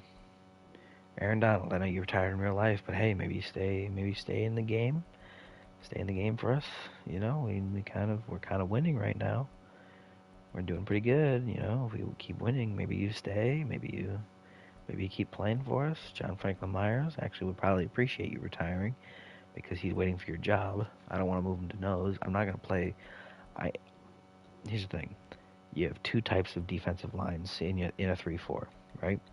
You got the one where you get the big guy in the middle, and then you got your 2 smaller guys on the outsides. Your 2 ends are the smaller guys. Your nose tackle, your defensive tackle is a big guy, or you have your big guys on the outside and you have a smaller guy in the middle. This defense has a big guy in the middle and smaller guys on the outside. If I move a smaller guy to the middle, then it's 3 smaller guys. That doesn't work. That never works. That does not work. That's how you get mauled in the run game. So I'm not going to do it, even though overall it makes sense to do it. Stylistically, it does not make sense to do it. So I'm not going to. So anybody can complain all they want about John Franklin Myers being 1 overall higher than the guy we have at nose. It does not matter. It does not make a difference to me. Because in real life, you get a little too cute, you get a little too small up front on the D-line, you get killed. You get mauled in the run game. There's nothing you can do about it. So I'm not doing it. To some extent, there's a little bit of a realism effect in this that I would like to maintain, where we don't do unreasonable things with positional changes. We don't do unreasonable scheme things. We don't put guys where there's no chance they could ever possibly play. Heavy rain forecast. Oh gosh, wait, what does this team want to do? I guess we could say throw it. We got a quarterback who's pretty good. We got good receivers. We got good tight ends. Pretty poor offensive line, so I really don't want to lean on him. And Madden's backwards. If you want to lean on him, you got to run the ball. If you want to take it off of him, you got to pass the ball. So we'll say pass the ball. Why not? Honestly, it doesn't matter as long as we win. It also may not matter because it may not end up actually raining because Madden is busted. Anyway, I thought we were doing 3 corners. I guess not. It doesn't matter. Darion Kendrick. Here we go. I think the plan is going forward actually just to draft a corner. Now that I'm thinking about it, I think it was 3 corners initially, but that's why I took it off of that because it's like, oh wait, I can just like tough it out for the season and draft a corner. Because there's no way I'm getting all 3 of those guys up enough because some of the starting points are just way too low. It's not like the Vikings where the starting points are, not terrible. And also, this isn't a team that has a need at quarterback like the Vikings do. Like the Vikings' first round pick is likely to be a quarterback. Like they're not winning, so Teddy Bridgewater, Jake Browning, whoever it is, they're not earning their job right now. They're actually earning their way out of the job by losing, which is not what you like to see, but it is what it is. It's just how the business goes. But oh man, Kendrick, you're not fast. If Cooper Kupp is pulling away from you, you know you're not fast. Because, he's not slow, but he's definitely not a burner. He is very much a route runner. If his route does not create separation, he will not separate on that play. But, anyway, I'm kind of shocked Sean McVay doesn't have a further developed coaching tree. Kind of figured him and what's his name? The guy from the Seahawks, Pete Carroll, they're so good with young players, but their coaching trees both aren't developed. Obviously, Pete Carroll's no longer coaching for those Seahawks. He's a consultant who's actively looking for a job elsewhere to be a head coach, but nobody hired him this cycle. But obviously, I'm not going to go through and change all the coaches. The only coach who I did change was I added Bill Belichick to the Patriots because I don't feel like dealing with, who was it, Griffin Murphy? Or what's the guy's name? I don't know the guy's name. It doesn't matter. Hopefully Gerard Mayo will just let himself be in the game so next year I don't have to do that with some, hope I can get it to match enough type thing. Because that's the hardest part of making Bill Belichick in the game. There's not a good scan that fits him enough. And I almost wonder if that's intentional because he really doesn't want to be in the game. Why he doesn't want to be in the game, I have no idea. Pretty sure they get paid to have their name be in the game. I'm pretty sure that they receive a check in the mail once a month for royalties on their own name, image, and likeness. So, the fact that Byron Young's a power rusher that can't bull rush. Okay, well, what in the world was that? Doesn't matter, we forced the fumble. Can he power rush this guy? He can power rush the first, he can bull rush the first guy. Can't bull rush the second guy. Which is an interesting dynamic, but it doesn't matter because we just need to win. We just need gold. Give it to me. And we get it. Alright, good. I do believe the pregame stuff will go much shorter next week because I don't have to deal with any of the contract, or most of the contract stuff. Some teams have a guy that still needs to re-sign because he was being unreasonable about bonuses or something. But other than that, we're good. Upgrade player, Byron Young. Ooh, Byron Young got an upgrade. That's good. Like that. We like that a lot. Sebastian Joseph Day. He's the guy. He's the nose. He is the nose. He's 310 pounds. John Franklin Myers is 288. He's not a nose. And also now they're the same overall, so y'all can calm down about it. Darren Kendrick getting an upgrade. Good, good, good. Up to 75. He's getting better. He's getting better. It's a little slow. It's a slow process. It's not gonna happen overnight. But what in the world? Wait, how did he go up 2 overall? Hey, huh? Huh? He was 71 in zone. I upgraded his man-to-man, and he went from 70 in zone, or 71 in zone, 71 in man, and 70 in slot, to 73 in slot, 72 in man, and 70 in zone in one upgrade. Like, I'm not insane, right? He was 71 in zone? And maybe it was slot. Maybe, I don't know. But, like, what? I'm so confused. That math ain't mathing up to me. Ben Skoranek, utility fullback. He is the perfect fullback. Like, I'm not even kidding. He's a good fullback. Like, he's a fullback. He just is. Like, yeah, don't look at the impact on lead blocking. Fullback's blocking stats don't matter. It's literally just run into a guy, and if you do your job right, you create leverage for the running back, he goes. You do your job wrong, your blocking stat didn't have anything to do with it as long as you didn't get run over. If you get run over, then it mattered, but 9 times out of 10, they won't get run over. Anyway, let's look at the lineup. How heavy is Skoranek? I feel like he's 224. Like, I didn't adjust his weight. He's 224. Like, he's not a receiver. He can't catch. Anyway, offensive line looks right. Quarterback good. Receiver good. Running back good. Let's move over to defense. Burgess actually overtakes David Long, which is interesting. Not that it really matters because they're both still backups, but, it's something. Franklin Myers is still one overall higher at nose tackle than Joseph Day, but I don't really care. Like, he's just not. It's not a good idea. He's not big enough. Kobe Turner, he's like 290. Aaron Donald's 288 or something like that, or 286 or something. So it's just not gonna work.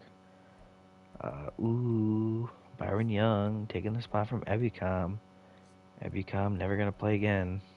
Hopefully, that's the plan. I'm gonna move Ebukam to be the backup here. I don't want Robert Quinn to be the backup. And I can't leave Byron Young as a backup because obviously if he's going to be starting, then, is he right outside linebacker? No, he's a left outside linebacker. So, we'll see how that plays out. See if he keeps that job. If he does, great. If he doesn't, oh well. Safety's good. Corner's good. D-line's good. Linebacker's good now that I moved Young up. Special teams is good. How Darrell Henderson has good kick return is beyond me because he's not like a kick returner, you wouldn't think, but I don't know. Special teams is good. Specialist. Yeah, give Cam Akers a time on the field just because he's dynamic. He's a pretty good running back. He's solid. Don't want to completely take him out of the game. Edge is good. Linebacker's good. Slot corners. Do we take this opportunity to get Janoris Jenkins out the field and get Terrell Burgess on the field? Do we? Oh, gosh. You know what? I think I'm gonna. Yeah, I'm gonna do it. Anyway, Cup is the slot. Yep, that looks right. I just gotta go to the left outside linebacker and make sure I move Ebukam to be the backup guy. Or not left outside linebacker, right outside linebacker. To move Ebukam to the backup and get Byron Young. No, it is left outside linebacker. Okay. Get Young out of there. Get Ebukam in there. He can be the backup. So, there we go. Now let's go over to the Bengals.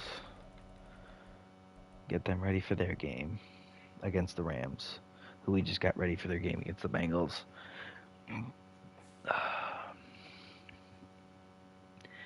I do think it's interesting. I'm gonna, at the end of the season, look at the standings. I'm gonna look at the numbers, the standings. Look at the numbers. I don't think the home team thing makes a difference.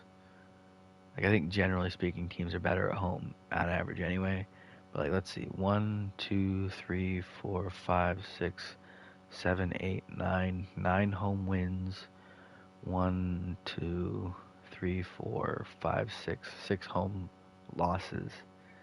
So home teams are 9-6 right now, which is interesting.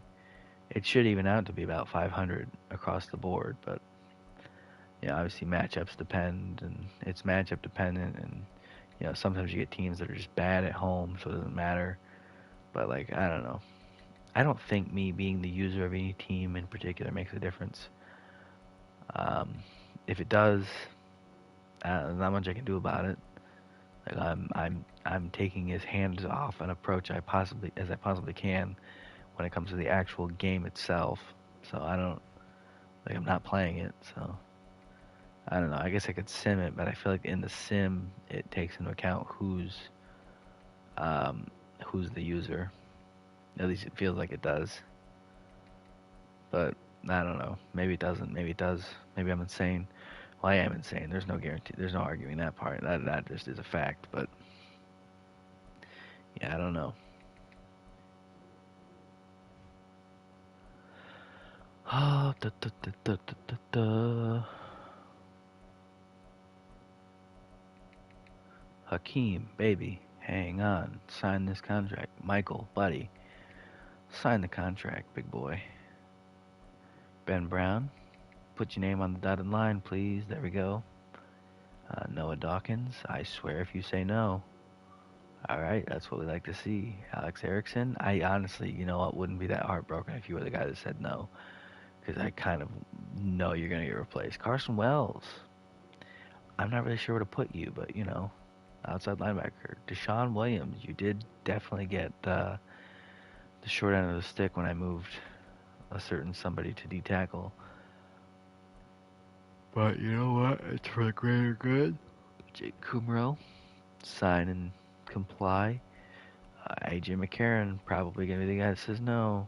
He did not say no, so we should be in the clear. It's never been a good punter. It's always been a bad punter. Although Christmas isn't really a good punter, but he says yes. So that's all the re-signings at the very least attempted. Obviously, a handful said no because they're jerks, but forecast heavy rain. Don't care. We slinging it. We got Joe Burrow and a trio of monster receivers. We slinging the football. No question about it. We can't run the football anyway. Our offensive line is terrible. Delegate decisions to staff. Weekly strategy. Oh boy, that was a noise. Oh yeah, it's all three DBs.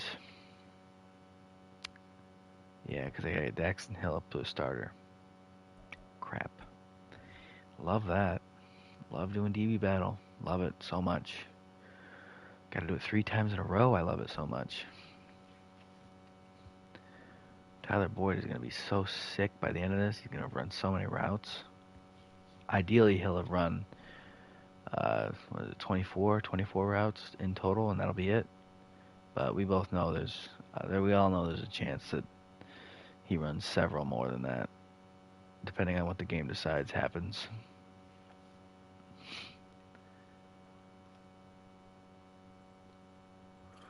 I am shocked I caught that. I thought that was going right over my head. You know what? We forced incompletion. That's fine. We just need to win one more rep. One more rep. One more pick. One more pick. Pick it off. There we go. Good. Gold. Got it. These ones are just for fun at this point.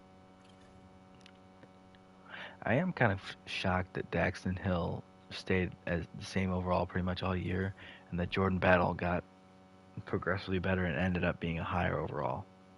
Like, if you would have told me Jordan Battle was going to end up a higher overall than Daxton Hill by the end of the year, I wouldn't have believed you. And on top of that, Jordan Battle stayed normal dev the whole time, which is weird. Because, like, if he's better, why is he not at least star? Why is Daxton Hill the guy who's not progressing at all? Overall isn't going up at all. Why is he a star dev when he's not getting better across the course of the season? Well, Battle is, and he's normal. Like, what? That doesn't make any sense.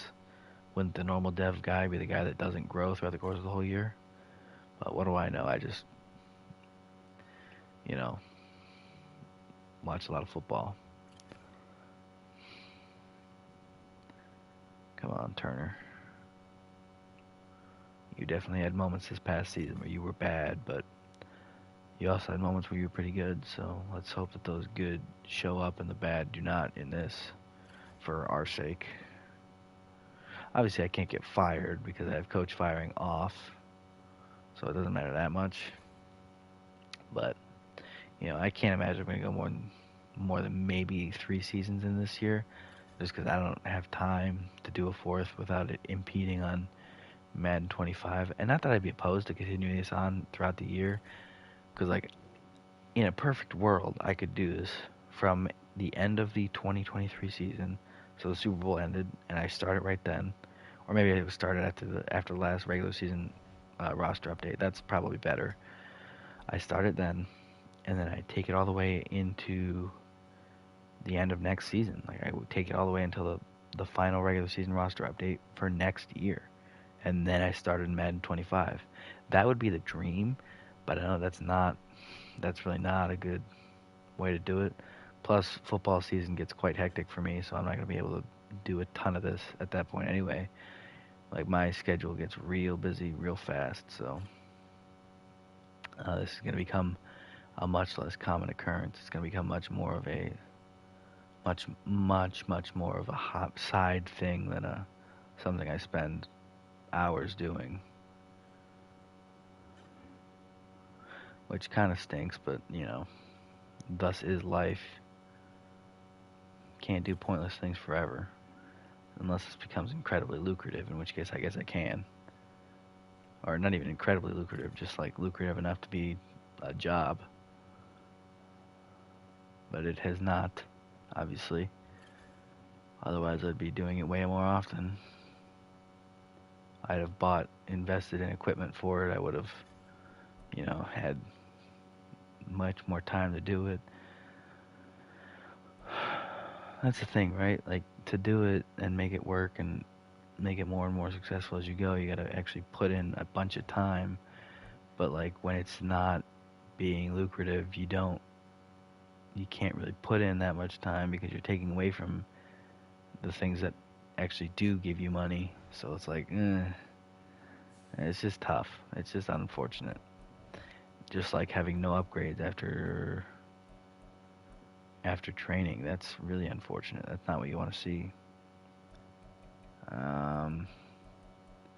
Anyway, they're 0-2, so there's a lot of morale drops, and overall, offensive line still terrible, but that's the right guys at starter. Uzama, the tight end, still not a good tight end, but it is what it is.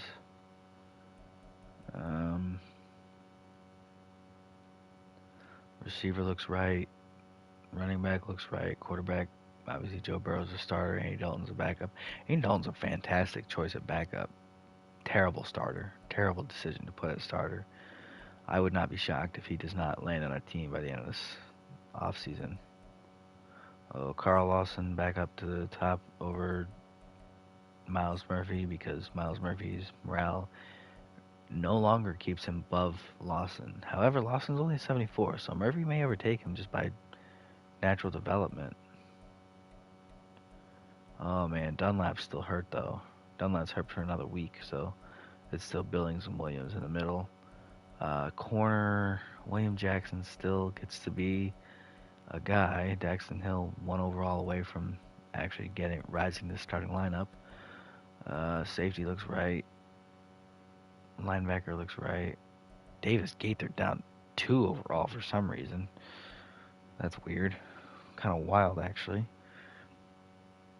Oh, man. Oh, kicker, punter, special teams, all that looks good. Let's see. Specialists defensively. Taylor Britt is the slot guy. That's going to be the case for forever. As long as he stays, anyway. That looks good. There's a temptation to move Miles Murphy up to rush D-tackle, but he's just not big enough. He's just not a D-tackle. What is he, 270, I think? 275. So, don't want him in at D-tackle. I just will wait till he's rises above Lawson, which shouldn't take too long. He probably will by midway through the season. And this is another team where, like, if things go south and they don't win, You know, Hubbard's going to be out. Murphy's going to be in. Asai's going to be in.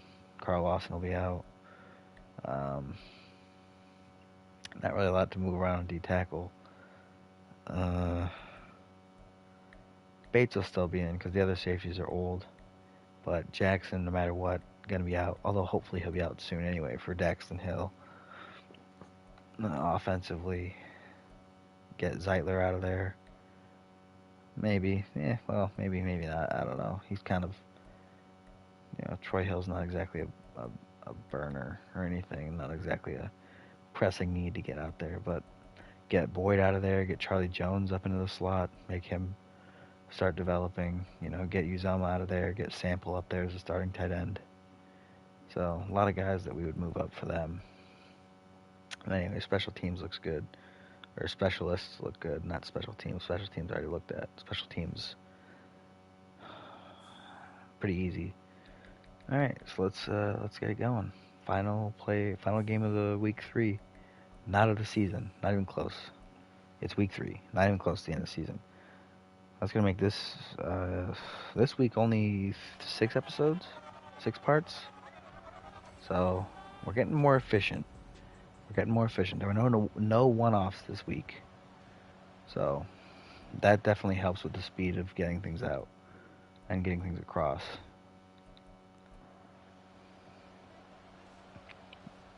Anyway, this kickoff is away as we start. Rams at Bengals. Fielded in the end zone. Oh, almost a decent return there. As it stands, it's going to start at 24. Out comes the Rams offense led by Jared Goff. For some reason, I keep thinking it's Matthew Stafford. It's not. It's Jared Goff. Can anybody beat Goff? Beating Goff is quite difficult in this day and age. 1st and 10, Rams at their own 24-yard line. That's a carry by, what's his name? Kyren Williams. He gets, 3 yards on the carry? Yeah, 3-yard pickup.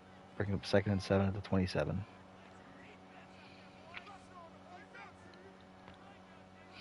Goff to throw on 2nd down. Fires it over the middle. That's caught by Puka Nacua as he gets a 6-yard pickup. That's going to make it 3rd and 1 at the 33. Goff to throw on 3rd down. Fires it up to Nacua on the out route. And he gets it up to 39. 6-yard pickup there. It's going to be a 1st down for the Rams. Rams are 2-0 right now. Bengals are 0-2. So let's see how that turns out after this game. That's going to be a handoff to Kyren Williams with the right side there. It's going to be a pickup of 5. Makes it 2nd and 5 at the 44. Kyren Williams, there is literally nothing outstanding about his game. He just always gets through. He just always gains yards. He just always makes plays. That's going to be a false start on Havenstein, the right tackle, as the Rams get pushed back to 2nd and 10 after the 5-yard pickup. It's going to make it back him up to the original spot where this set of downs started, as Goff throws it to Nacua over the middle. That's going to be a 6-yard pickup. So that's going to make it 3rd and 4. They've gained 11 yards on this set of downs, but because of the penalty, that isn't enough. They need another 4. 3rd and 4 from their 45. Goff fires it. That's picked off. Who snagged that? William Jackson III, the old man, snags it. What a pick. It looked like it was getting caught. It was going to Nacua. It looked like Nacua was going to get it, but William Jackson just snagged it and hung on. Normally you don't see DBs with that good hands. So how comes the Bengals offense there after they get that surprise turnover? They're going to have it 1st and 10 at their own 39. I don't know if that's the first turnover on the first drive of the game we've seen, but it's definitely one of the firsts. One of the few. It's only happened. If it has happened, it's only happened a couple times, like a time or two. As Joe Mixon on 1st down gets an 8-yard carry there, it's coming up 2nd and 2 at the 47. He doesn't have huge holes very often because the Bengals' offensive line is terrible, but when he does, he takes advantage of it. 2nd down throw goes out to T. Higgins as he makes the grab. It's going to be a new set of downs after a 6-yard gain. 1st and 10 at the Rams 47.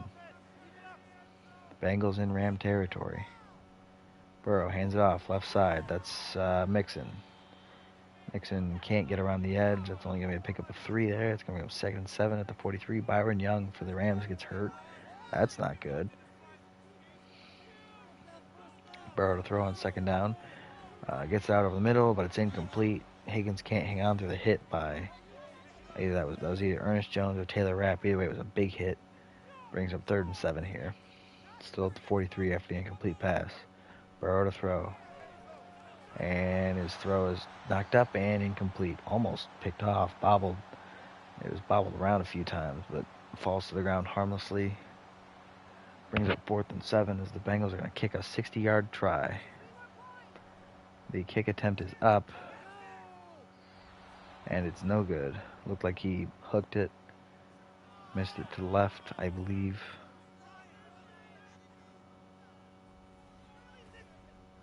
Maybe? I can't tell how he missed it.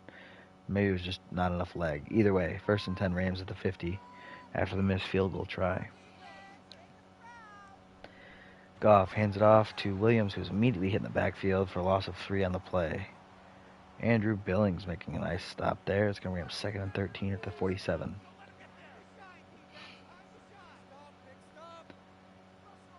Goff on 2nd down to throw. Goff fires it over the middle. That's caught. Everett breaks a couple tackles and works his way for a 10-yard pickup. It's going to get 3rd and 3 at the 43-yard line.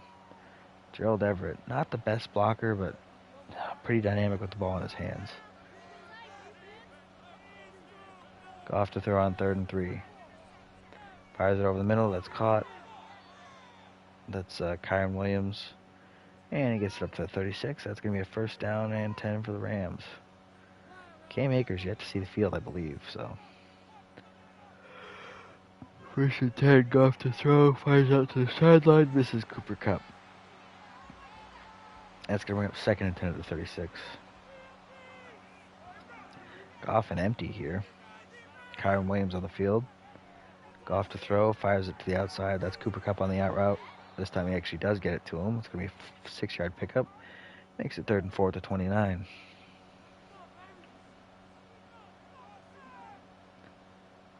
Here you go. Goff on 3rd down. Fires it over the middle. That's caught.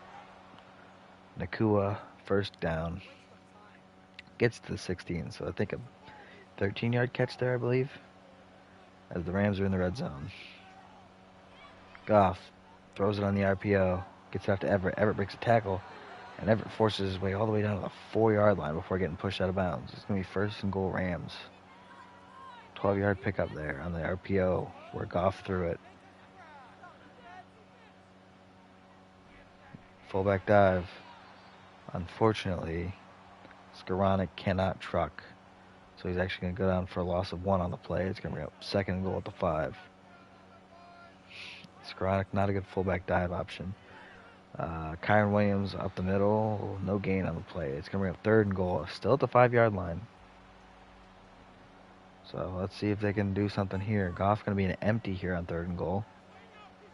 Let's see who he can hit it to. Goff to throw. Fires it over the middle in the back of the end zone. Caught. No.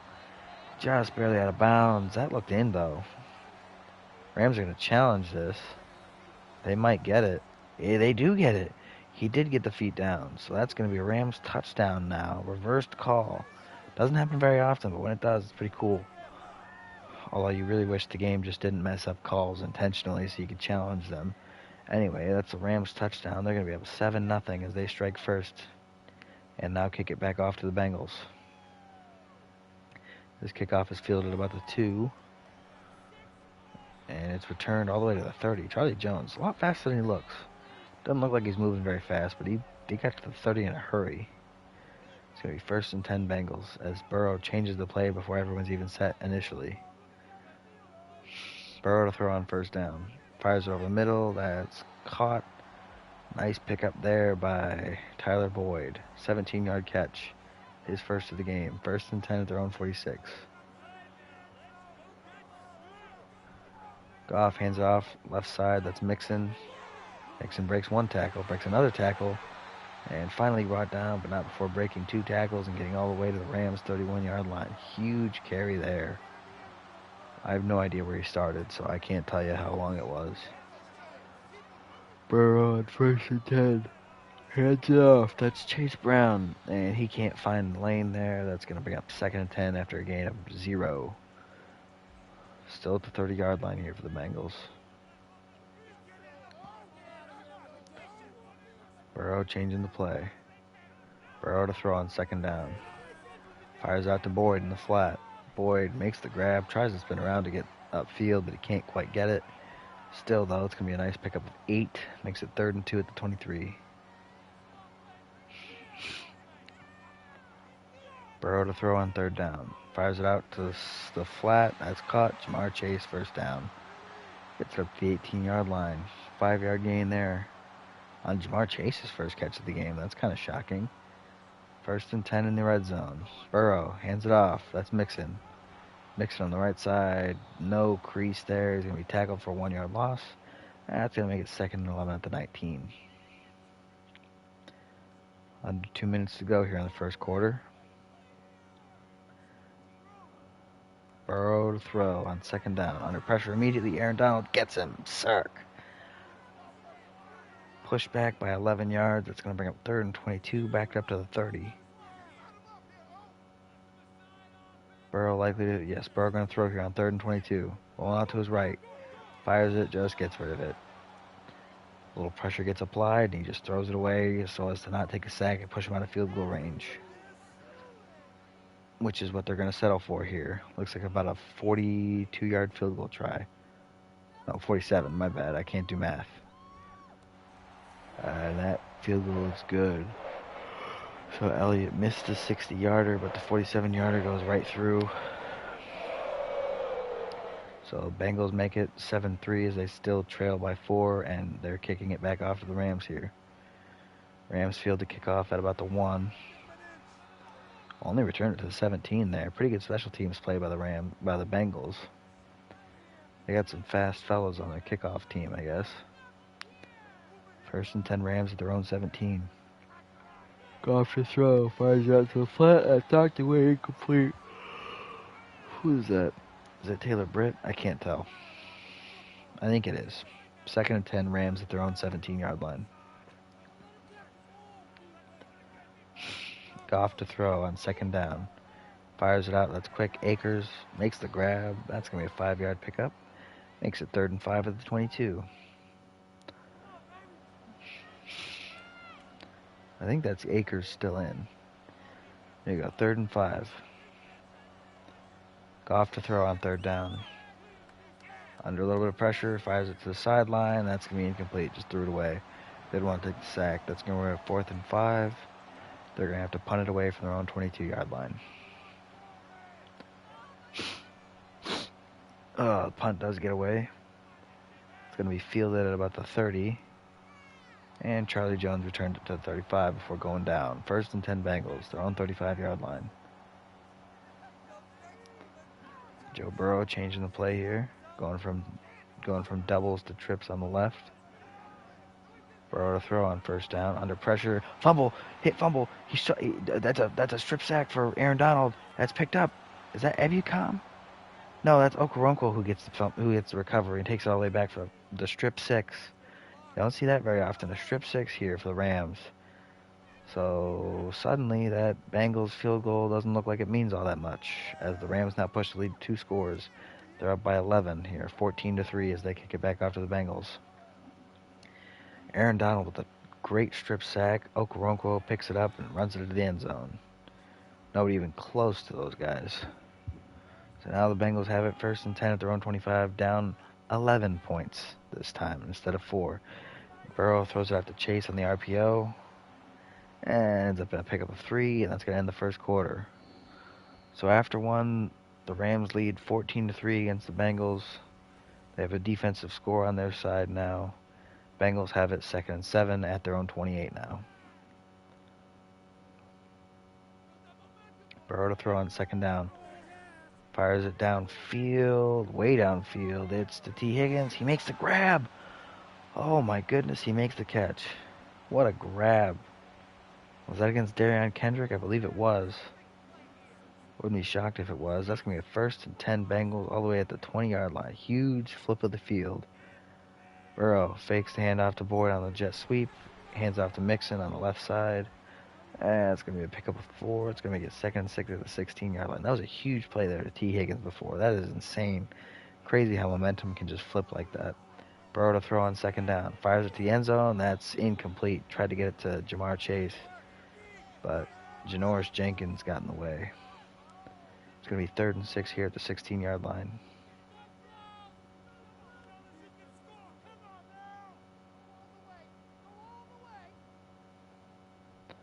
Burrow to throw on 3rd down. It's picked off.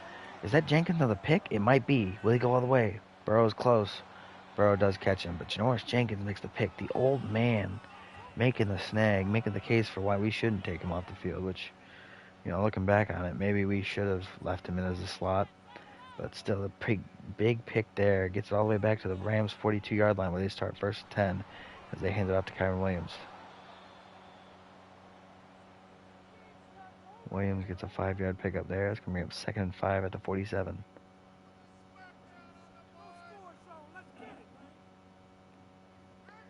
Here you go. Goff to throw on 2nd down. Goff fires it over the middle. That's caught. That's Nakua. 1st down. Gets it up to the Rams. Not the Rams. The Bengals' 47-yard line. Rams have it 1st and 10. Goff hands off to Williams at the middle. Williams ends up picking up 3. It's going to bring up 2nd and 7 at the 44. Carl Lawson for the Bengals gets hurt. That opens up the door for a certain other defensive end that they really want to get developed. That's a quick throw there by Goff. Gets it out to Kupp. He gets enough for a 1st. 1st and 10 Rams up to the Bengals 35.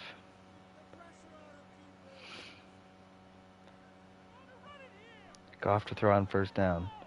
Fires it to the left side of the field. That's caught. Everett goes out of bounds at the 30. Picks up 5 yards. He actually didn't go out of bounds, I guess. He fell down inbounds and got touched before rolling out. So that's going to be 2nd and 5 at the 30-yard line. Clock running. Goff fakes the handoff up the middle. Under pressure, rolls out to his left, fires it to the sideline. That's caught by Kupp. I thought that was a throwaway. Cooper Kupp comes down with the catch in traffic. Rams have it in the red zone, 1st and 10 at the Bengals' 16-yard line. Nice catch there by Cooper Kupp. This time, Goff throws it on the RPO out to Everett. Everett gets a pickup of 4 before going down at the 12. And that's going to bring up 2nd and 6.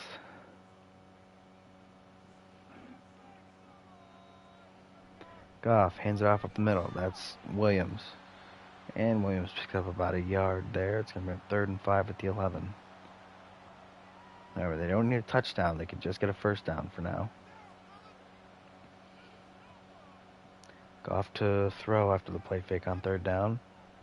He's rolling out to his right, and he throws it away instead of checking it down to his receiver in the flat, which would have made a lot more sense. That's going to bring up 4th and 5. Rams going to settle for 3 here. No, they're going to go for a trick play. The kicker, Greg Zuerlein, he doesn't get any yards. He's going to be tackled at the 11. What a bizarre play call there. They don't exactly have an athletic kicker. Greg Zuerlein's kind of old, kind of slow. Bengals going to have it after the turnover on downs. 1st and 10 at their own 11-yard line. So the fake goes poorly here as the Bengals' first play goes for 13 yards. Pickup of 13. I don't know why I said that again. 13-yard pickup there for the Bengals. They have it 1st and 10 at their own 24 now. That's what I meant to say, but I just kept saying 13 yards over and over again. Mixon on the counter. Breaks 1 tackle, but doesn't have enough time to get back to even the line of scrimmage after breaking the 1 tackle.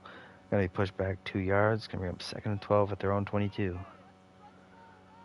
Burrow hands it off to Mixon on the draw. No room for him there. Loss of another 1 yard. That's going to bring up 3rd and 13 at their own 20. Taylor Rapp on the tackle for loss. 3rd and 13. Burrow to throw. Fires it over the middle. Knocked away, incomplete. Nice play there by Taylor Rapp. 2 nice plays by him in a row. And people thought he couldn't make the transition to linebacker. 4th and 13. Bengals punting it away from their own 20-yard line. That's fair caught at the 34-yard line. Rams are going to have it 1st and 10.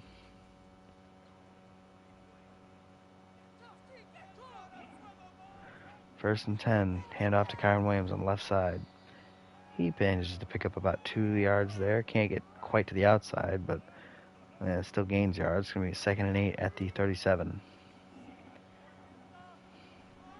Goff to throw on 2nd down. He's picked off. Jermaine Pratt snags it.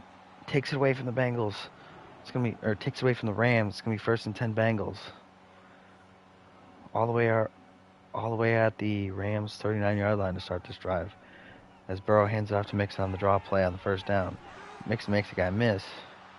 Manages to carry another 2 tackles, a couple of extra yards. It's coming up 1st and 10 at the 25 after one gain of lots of yards. Burrow to throw on 1st down. Fires it out to the sideline. That's caught. That's Uzama on the catch. He is number 87. 2-yard pickup there. It's going to bring up 2nd at the 23.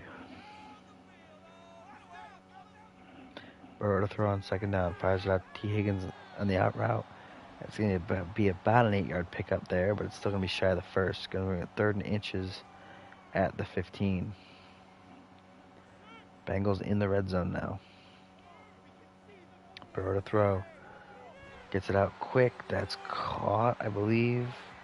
Who is that? Is that Drew Sample? I think that's Drew Sample. That looks like Drew Sample. 1st and 10 Bengals at the Rams 13. Yes, it was Drew Sample for a 2-yard catch. Burrow to throw. Fires it out. That's caught. Chase, touchdown. He walks right in. Somehow he got wide open over the middle. Walked right into the end zone after making the catch. PAT is up, and it is good for the Bengals. So it's now 14-10. Rams still on top by 4, but Bengals closing the lead there, back to 1 score as they kick it back to the Rams. Kickoff is fielded deep in the end zone. Rams take a knee. They're going to have it 1st and 10 at their own 25-yard line after the touchback. So here we go. 4:07 to go in the half. Cooper Kupp in motion. Fake the handoff over to Williams, and Puka Nacua makes the grab and breaks the tackle as he gets it all the way to the 45-yard line on that play. 20-yard catch and run by Puka Nacua. Gets a new set of downs to the Rams. They have it 1st and 10 at the 45. Their own 45. Goff to throw on 1st down. Fires it down the seam. That's caught Nacua. He breaks the tackle. He's going to be gone. There's no way they're catching him. Nope. Touchdown. Touchdown, Puka Nacua. Broke 1 tackle. Nobody else had the angle on him, so he just runs right in for a touchdown. Huge play there for the Rams. All Puka Nacua on that drive. PAT is up and good, so they're back up by 11 as they kick it back off to the Bengals. 21-10. Bengals field the kickoff in the end zone, take a knee. They're going to have it 1st and 10 at their own 25.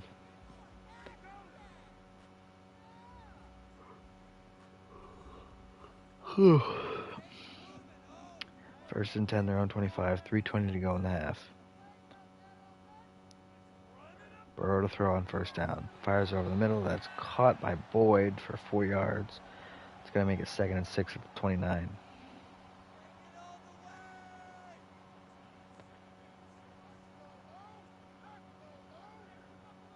Burrow changing the play here. Burrow to throw on 2nd and 6. Fires it over the middle. Almost picked off by Rapp, but somehow Uzama makes the grab. He's going to get it all the way to the 38. 11-yard pickup there. It's going to be at 1st and 10 Bengals. About to the 2-minute warning. Bengals do snap the ball. Mixon on the left side. Carries for 1 yard. Going to bring up 2nd and 9. We have 2 minutes left to go in the first half. The Rams lead 21-10 against the Bengals as the Bengals have the ball 2nd and 9 at their own 39-yard line. Burrow changing the play, moving Jamar Chase to the backfield, hoping to get a better matchup. 2nd and 9. Burrow throws. Quick slant. That's caught by Boyd, I think. But not enough for first. Going to 3rd and 4 at the 44. Burrow throw on 3rd down. A breaking route. Caught. Shy of the 1st. Rams use a timeout with 1:41 to go as they force a 4th down against the Bengals, who punted away from their own 48. I would have gone for it, but that's just me. That punt goes out of bounds at the 19-yard line. The Rams are going to take over 1st and 10, their own 19. So they got 79 yards to go for a touchdown. Probably more like 30 for a field goal. But 1st and 10 with 1:35 to go in the game. Or in the half, not in the game. Goff's first down throw is caught by Gerald Everett along the sideline as he gets up to the 30 before going out. 11-yard pickup there. It's 1st and 10. 1:31 to go in the half. 2 timeouts for the Rams, 3 timeouts for the Bengals. Goff to throw on 1st down. Fires it. That's caught at the numbers. Nakua breaks another tackle. He's going to be gone again. That's the second time he's done that. That is the second time he's done that. 70-yard touchdown catch there by Puka Nakua. He's got 2 long touchdown catches where he has just grabbed it and then shed it off one tackle, and nobody else had the angle. My goodness. What a play there by Puka Nakua. As the Rams go up by 18 now, 28-10 against the Bengals as they kick it back off to them. Bengals field to kick it about the goal line. And the return goes to the 22. So all 3 timeouts here. 1:17 to go in the half. Down by 18 points, so 3 scores. Bengals with a shot to close the lead up before they go into half and get the second half kickoff.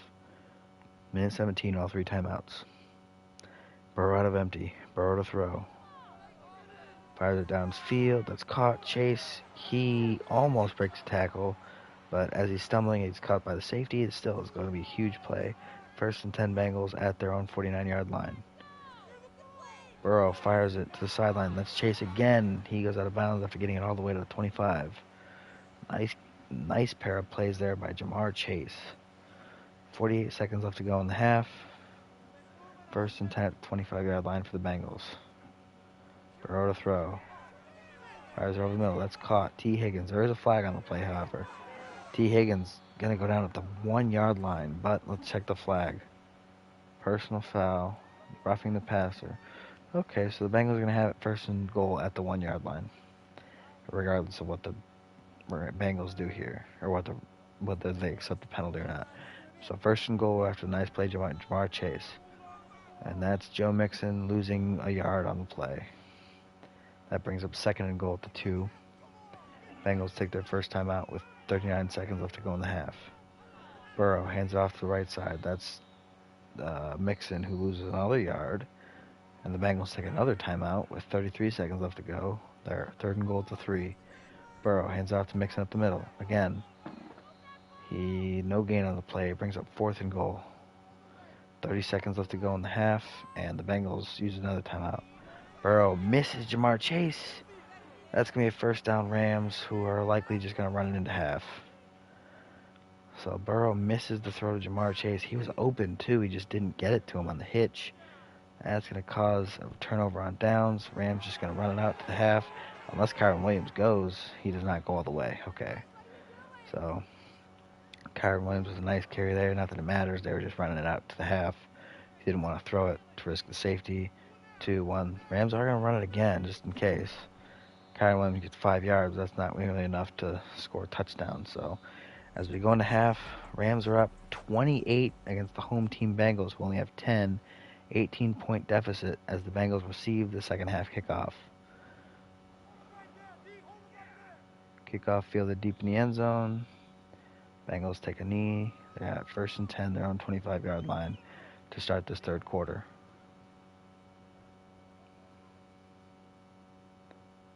Burrow to throw on Burrow changing the play on 1st down. Now he's throwing on 1st down.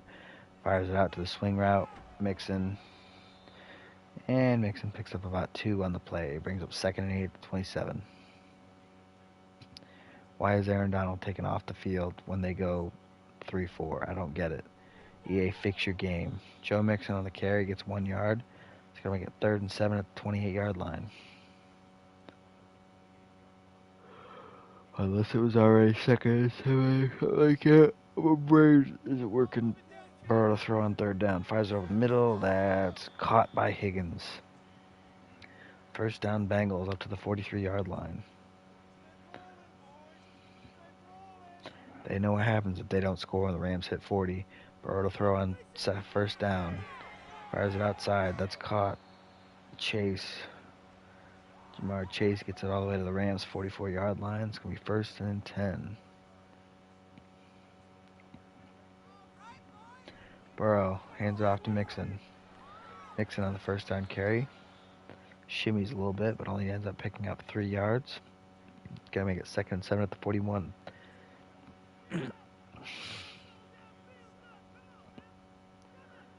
Burrow fakes the handoff on the jet sweep, hands off to Mixon up the middle, and there's going to be no gain on the play. He's going to make it 3rd and 7 at the 41.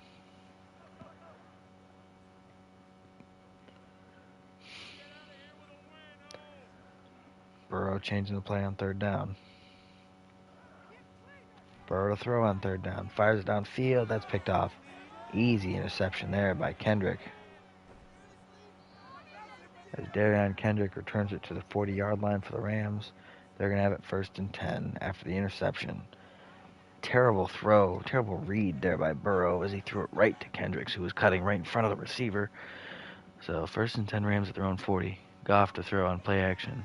Just gets it out to his tight end. What's that guy's name? He's the Gerald Everett. No. Tyler Higbee, that's his name. 6-yard pickup on 1st down, bring up 2nd and 4 at the 46. Honestly, the Rams could do more 2 tight end sets. They do have Everett and Higbee, but 2nd and 4, Goff to throw, fires it over the middle. That's caught. Reynolds, 1st down. 1st and 10.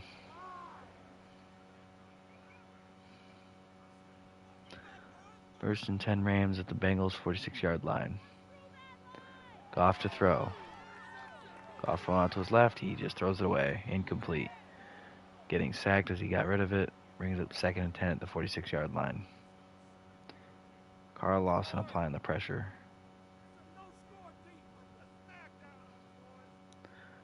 Goff hands it off to Williams on the left side. Williams picks up about 2 on the play. It's going to bring up 3rd and 8 at the 44. Also, I'd like to point out that both teams had the rain game scenario, and it has not rained at all. So, Goff to throw on 3rd and 8. Fires it downfield. It's caught. Cup. Huge pickup. Gets it all the way to the 22-yard line. That's a pickup of 22. As it's going to be 1st and 10 for the Rams. Bengals 22-yard line. Pretty good drive here. Just keep chewing that clock and keep on moving that ball. That's what they want to do from this point out. Goff to throw on 1st down. That's caught. Nakua, who tries to break away again, but this time there's too many tacklers. It's going to bring up 2nd and 2 at the 14. Dude, I'm shocked. He has 2 touchdowns that look almost exactly the same in style. 2nd and 2 here for the Rams. Goff to throw. Fires it down to the flat. That's caught by the 3rd-string tight end, Johnny Munt, who gets it down to the 7-yard line after a pickup of 7, makes it 1st and goal here for the Rams. Goff hands it off. That's Williams on the left side. It's going to be a pickup of 1, makes it 2nd and goal at the 6.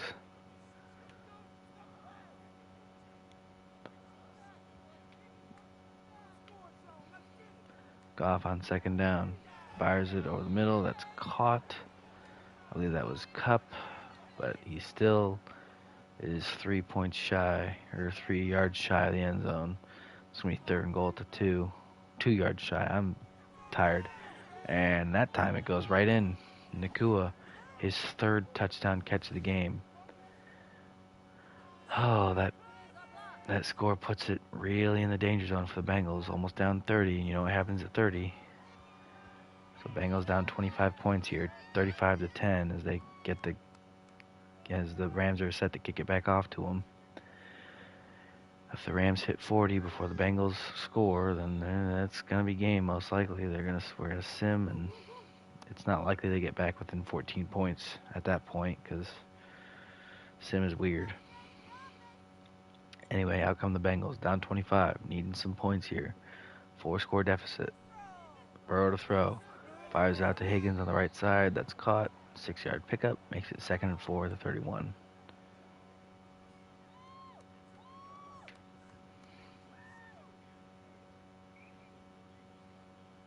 Burrow to throw on 2nd down. Fires it out to the right side. That's caught.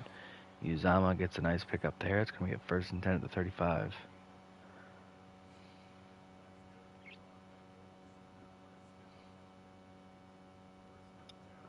Burrow changing the play. Burrow to throw on first down. Fires out to the sideline. That's caught. Jamar Chase, 7-yard gain. Makes it 2nd and 2 at the 42. 2nd and 3 at the 42. Not my bad. Not 2nd and 2. I am tired if you can't tell. Kind of hits me like a wave though, because I was fine the first game, but now it's like, ooh. Burrow checks it down there on 2nd down, gets it to Uzama. He gets the ball up to the 50-yard line. 1st and 10 Bengals.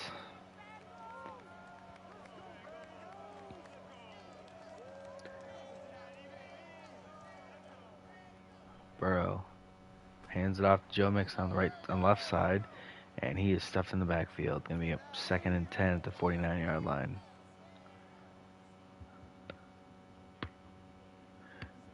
There you go, 2nd and 10 Bengals at the Rams 49.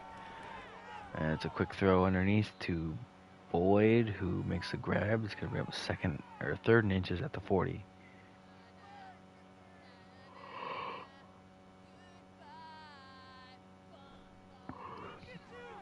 Burrow hands it off to Mixon on the right side. I was yawning. My bad for not saying anything until play was already almost over. But that's going to be a 1st down carry.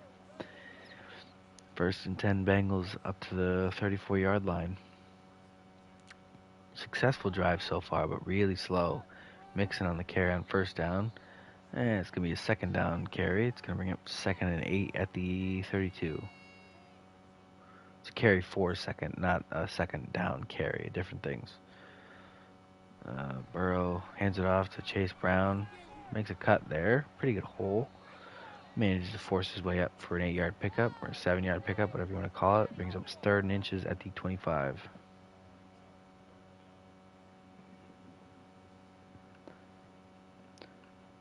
Burrow hands it off on the draw this time to Mixon, who did no gain, it looks like.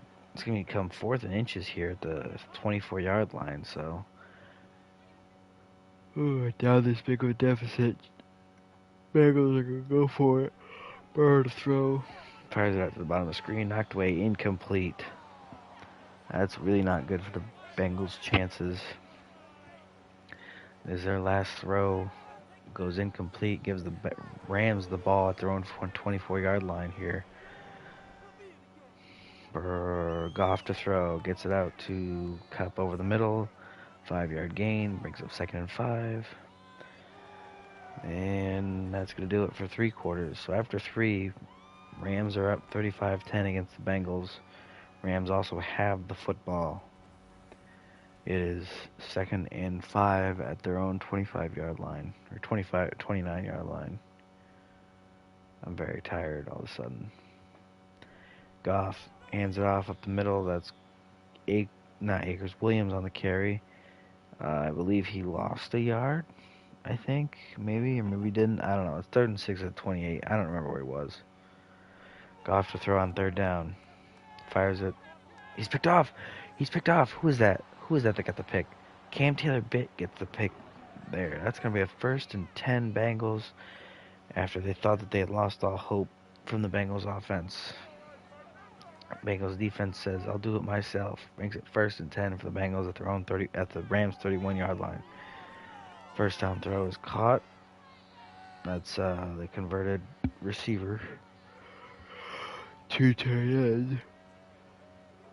I don't remember exactly how I packed your shoes, but it's going to be up 2nd and 2 at the 23. Burrow to throw. Gets it over the middle to Kumaro. Kumaro gets it down to the 16-yard line. It's going to be at 1st and 10 Eagles. Burrow to throw on 1st down. Fires it out to the corner of the end zone. Incomplete. That's going to be 1st and goal. In the past, I don't know what I'm thinking about. 2nd and 10 here for the Bengals at the Rams 16-yard line. Burrow to throw on 2nd down. Fires it over the middle. That's caught by Boyd. Hold on.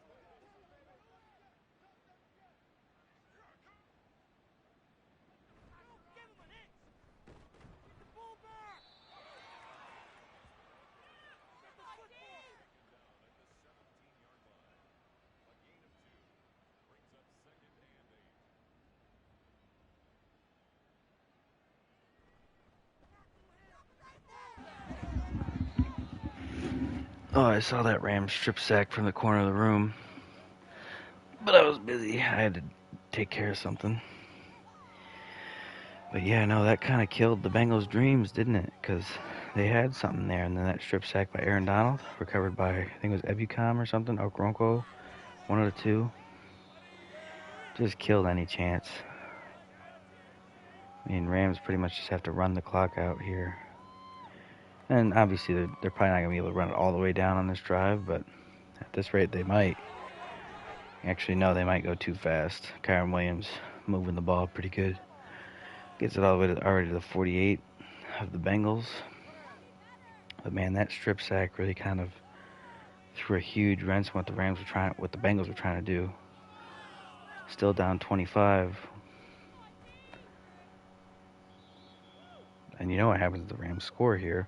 We go into sim until the Bengals get it within 14. And the odds of that happening this late in the game, slim and none.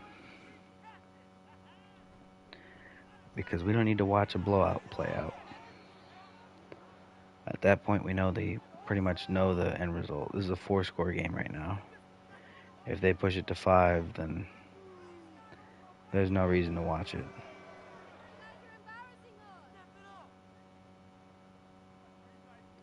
Anyway, Rams have it 1st and 10 at the Bengals 36. Another carry by Kyron Williams, 6-yard gain, 2nd and 4 up to the 30. They're not chewing clock as much as I thought they would. They're still letting the clock go normal. They're not intentionally taking as much time off as they can. There's another carry by Williams, goes up the middle, and another 1st down for the Rams. Just churning them out now, up to the 26. 1st and 10 Rams. Under 6.5 minutes to go in the game. Goff to throw. Fires it towards the sideline, incomplete, just threw it away. Didn't like what he saw, I suppose. But that stops the clock, which kind of goes against what you think the Rams would want to be doing right now. 2nd and 10 at the 26. Goff to throw. Hit as he throws. That's going to be incomplete. Brings up 3rd and 10 at the 26-yard line still. 6:16 to go in the game. Bengals trying to force only a field goal here. Keep it a 4-score game, I believe.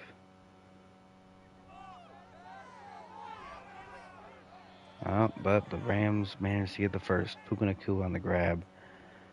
He has been monstrous today. 3 touchdowns, 11 catches, 204 yards. It just said, my goodness, what a game for him. 1st and 10 at the 15. Rams, Goff throws. Incomplete. That time Nacua can't hang on through the hit. Makes it 2nd and 10 at the 15. 5:35 to go in the game. Goff fakes the handoff to Williams. Fires it now out to Munt, the 3rd-string tight end. Makes the grab. It's going to be a pickup of 4. Makes it 3rd and 6 at the 11-yard line. So the Rams need to get to the 5-yard line to get the first. Goff to throw. Fires it to Cooper Kupp. It's picked off. Who is that? He might be gone. Taylor Britt might be gone. Kyron Williams trying to chase him down. Nope, he's gone. That's going to be a pick 6. Bengals are going to be back in it. Cam Taylor Britt with like a 99-yard pick 6 there, maybe even 100. Huge play. No, it was like 96 yards maybe. Still a huge play there. That's going to put the Bengals right back in it. So now they're only down, what is it, 18 points? It's back to an 18-point game here. Bengals going to try for an onside kick with 4:40 to go. And they kick it. It's touched by the Rams. Rams recover it. Oh no, this might go for a touchdown. This might backfire horrendously. Okay, so the onside kick failed almost as tremendously as possible. The Rams not only recover, but the Rams return it all the way 1st and goal at the 5. So not only are they primed to score once again, they're also primed to take time off the clock as they score. So That might be a historically bad onside kick attempt. So first and goal, Rams at the Bengals 5-yard line. Goff after that pick six, trying to recover, and he throws that one away. Makes it second and goal. Now, if the Bengals defense can force another turnover magically, then we're in business. But it's still a 3-score game, still an 18-point game. Goff to throw on second and goal. Fires out to the flat. That's incomplete. Tried to throw it to a lineman for some reason. What happened to all our tight ends? Are all of the tight ends hurt? I don't know. One of our tight ends must have gotten hurt. Third and goal here. Goff throws it. That's caught. Touchdown, Cooper Kupp. He makes the grab, so Rams make up for that pick six by scoring a touchdown after the onside kick attempt. 4:24 to go as they put it up 42-17. Back to a 25-point game as they kick it away back to the Bengals, who field it in the end zone, decide to bring it out. And that's a poor decision as the return only goes to the 18-yard line. So Bengals have it first and 10, their own 18, 4 minutes, 20 seconds to go in the game.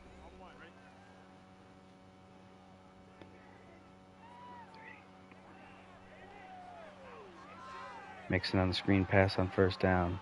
Gets to the outside, manages to pick up a first, gets it all the way up to the 28.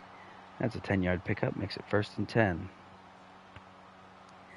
Clock ticking under 4 minutes to go here in the game. Burrow changing up the play. Don't really have time to be doing that, though. Burrow to throw on first down. Fires it downfield. That's caught by T. Higgins for a huge pickup. Getting it all the way to the Rams' 38-yard line. Nice gain there. And it's not statistically probable here for the Bengals, but they're still fighting. First and 10 at the 38. Burrow to throw on first down. Just gets out to a swing pass to Chase Brown, who gets tackled for no gain on the play. It's going to make it second and 10 at the 39.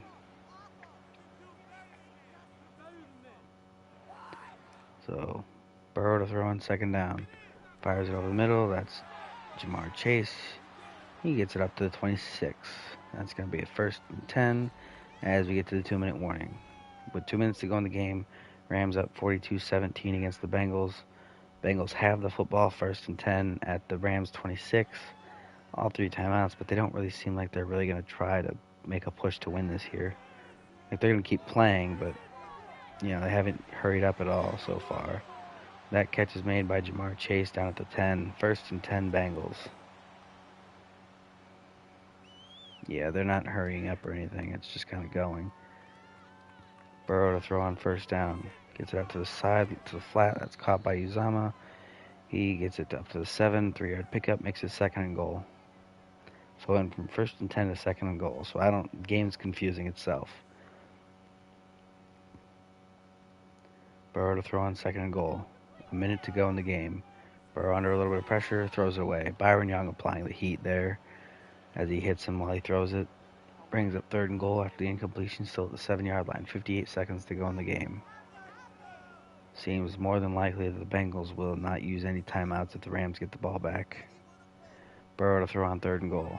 Fires it to the back of the end zone. It's caught but out of bounds.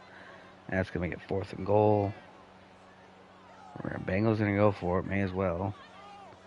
We're going to lose by that much. It doesn't matter. Either way. Fourth and goal at the Rams' 7-yard line. Burrow throws it over the middle. That's caught. But Uzama can't get in. That's going to be a turnover on downs. Rams are going to take over first and 10 at their own 1-yard line. Now, Bengals could make something happen here. Goff fakes the handoff to Kupp on the jet sweep. And Kyron Williams manages to walk his way up for a 7-yard pickup. So, no safety on the play. Second and 3 here for the Rams at their own 8. Just chewing the clock out. Trap. Kyron Williams at the middle. Huge pickup there. What is that? 14-yard gain there on the first down carry. Second down carry. Makes it first and 10 at the 22.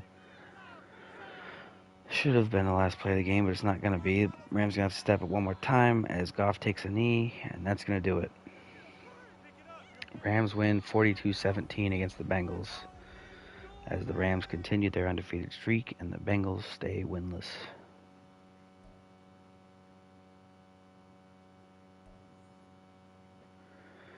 Let's skip to N. Let's see what did the Bengals get any upgrades. Jackson Carman, the right tackle, did get one.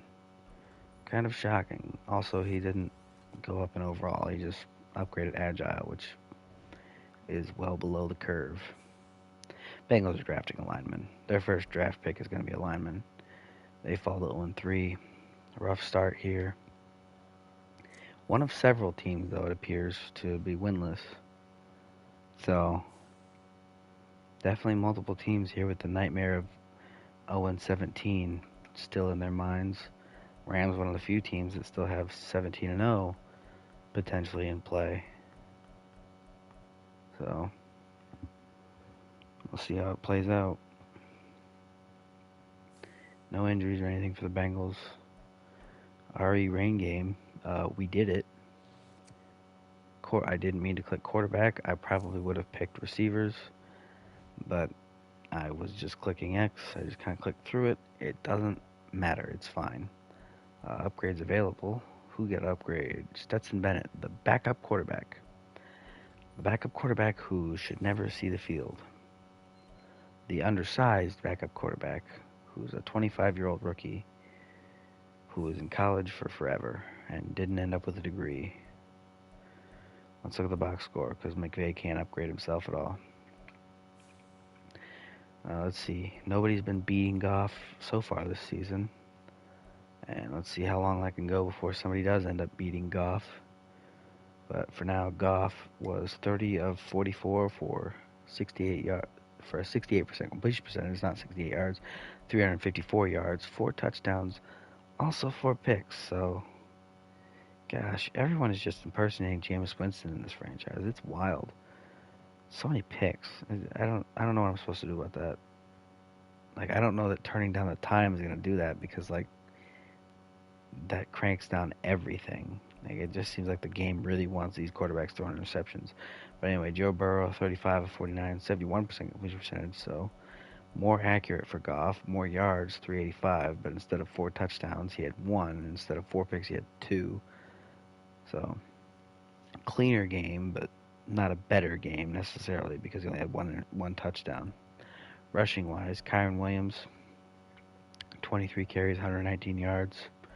Great day for him. Joe Mixon, 19 carries for 60 yards. Not as good of a day for him. Joe Burrow, 1 for 8. Chase Brown, 2 for 7. Jamar Chase, 1 for 3. And just for fun, let's go down to the bottom where we have Jared Goff, 1 for -1. And Ben Skoranek, 1 for -2. Didn't expect to see that down there, did you? Anyway, Puka Nacua, 11 catches, 204 yards, 3 touchdowns. Monster day for the rookie. T. Higgins, 8 catches for 148 yards. Jamar Chase, 9 for 131 and a touchdown. Cooper Kupp, 8 for 70 and a touchdown. Tyler Boyd, 6 for 46. Gerald Everett, 5 for 42. C.J. Uzama, 6 for 32. Jake Kumaro, 2 for 14. Joe Mixon, 2 for 12. Johnny Munt, 2 for 11. Kyron Williams, 1 for 8. Josh Reynolds, 1 for 8. Tyler Higbee, 1 for 6. Cam Akers, 1 for 5. Drew Sample, 1 for 2. And Chase Brown, 1 for 0. Defensively, solo tackle leader was a tie between Jermaine Pratt, Darion Kendrick, and Terrell Burgess, all with 6. Assisted tackle leader, that was Logan Wilson with 11. Total tackle leader was Jermaine Pratt with 14. Tackles for loss was led by Aaron Donald, who else, with 4 sacks. Aaron Donald had 3. Nobody else had a sack on the game. He's the only guy with a sack. Picks. Cam Taylor-Britt had 2. Hold on, I want to pull up the touchdowns. Cam Taylor-Britt had a pick 6 here. One of those picks was a really long pick 6. 96-yard pick 6. Pretty good. Jermaine Pratt had a pick. Darion Kendrick had a pick. William Jackson III had a pick. And Janoris Jenkins had a pick. Forced fumbles. Aaron Donald forced 2 fumbles. Both are strip sacks. Both were picked up by Agmir Okoronkwo. And one of those he returned for a touchdown. The other one he did not. But still, great game by those 2. Blocked kicks, there were none. Safeties, there were none.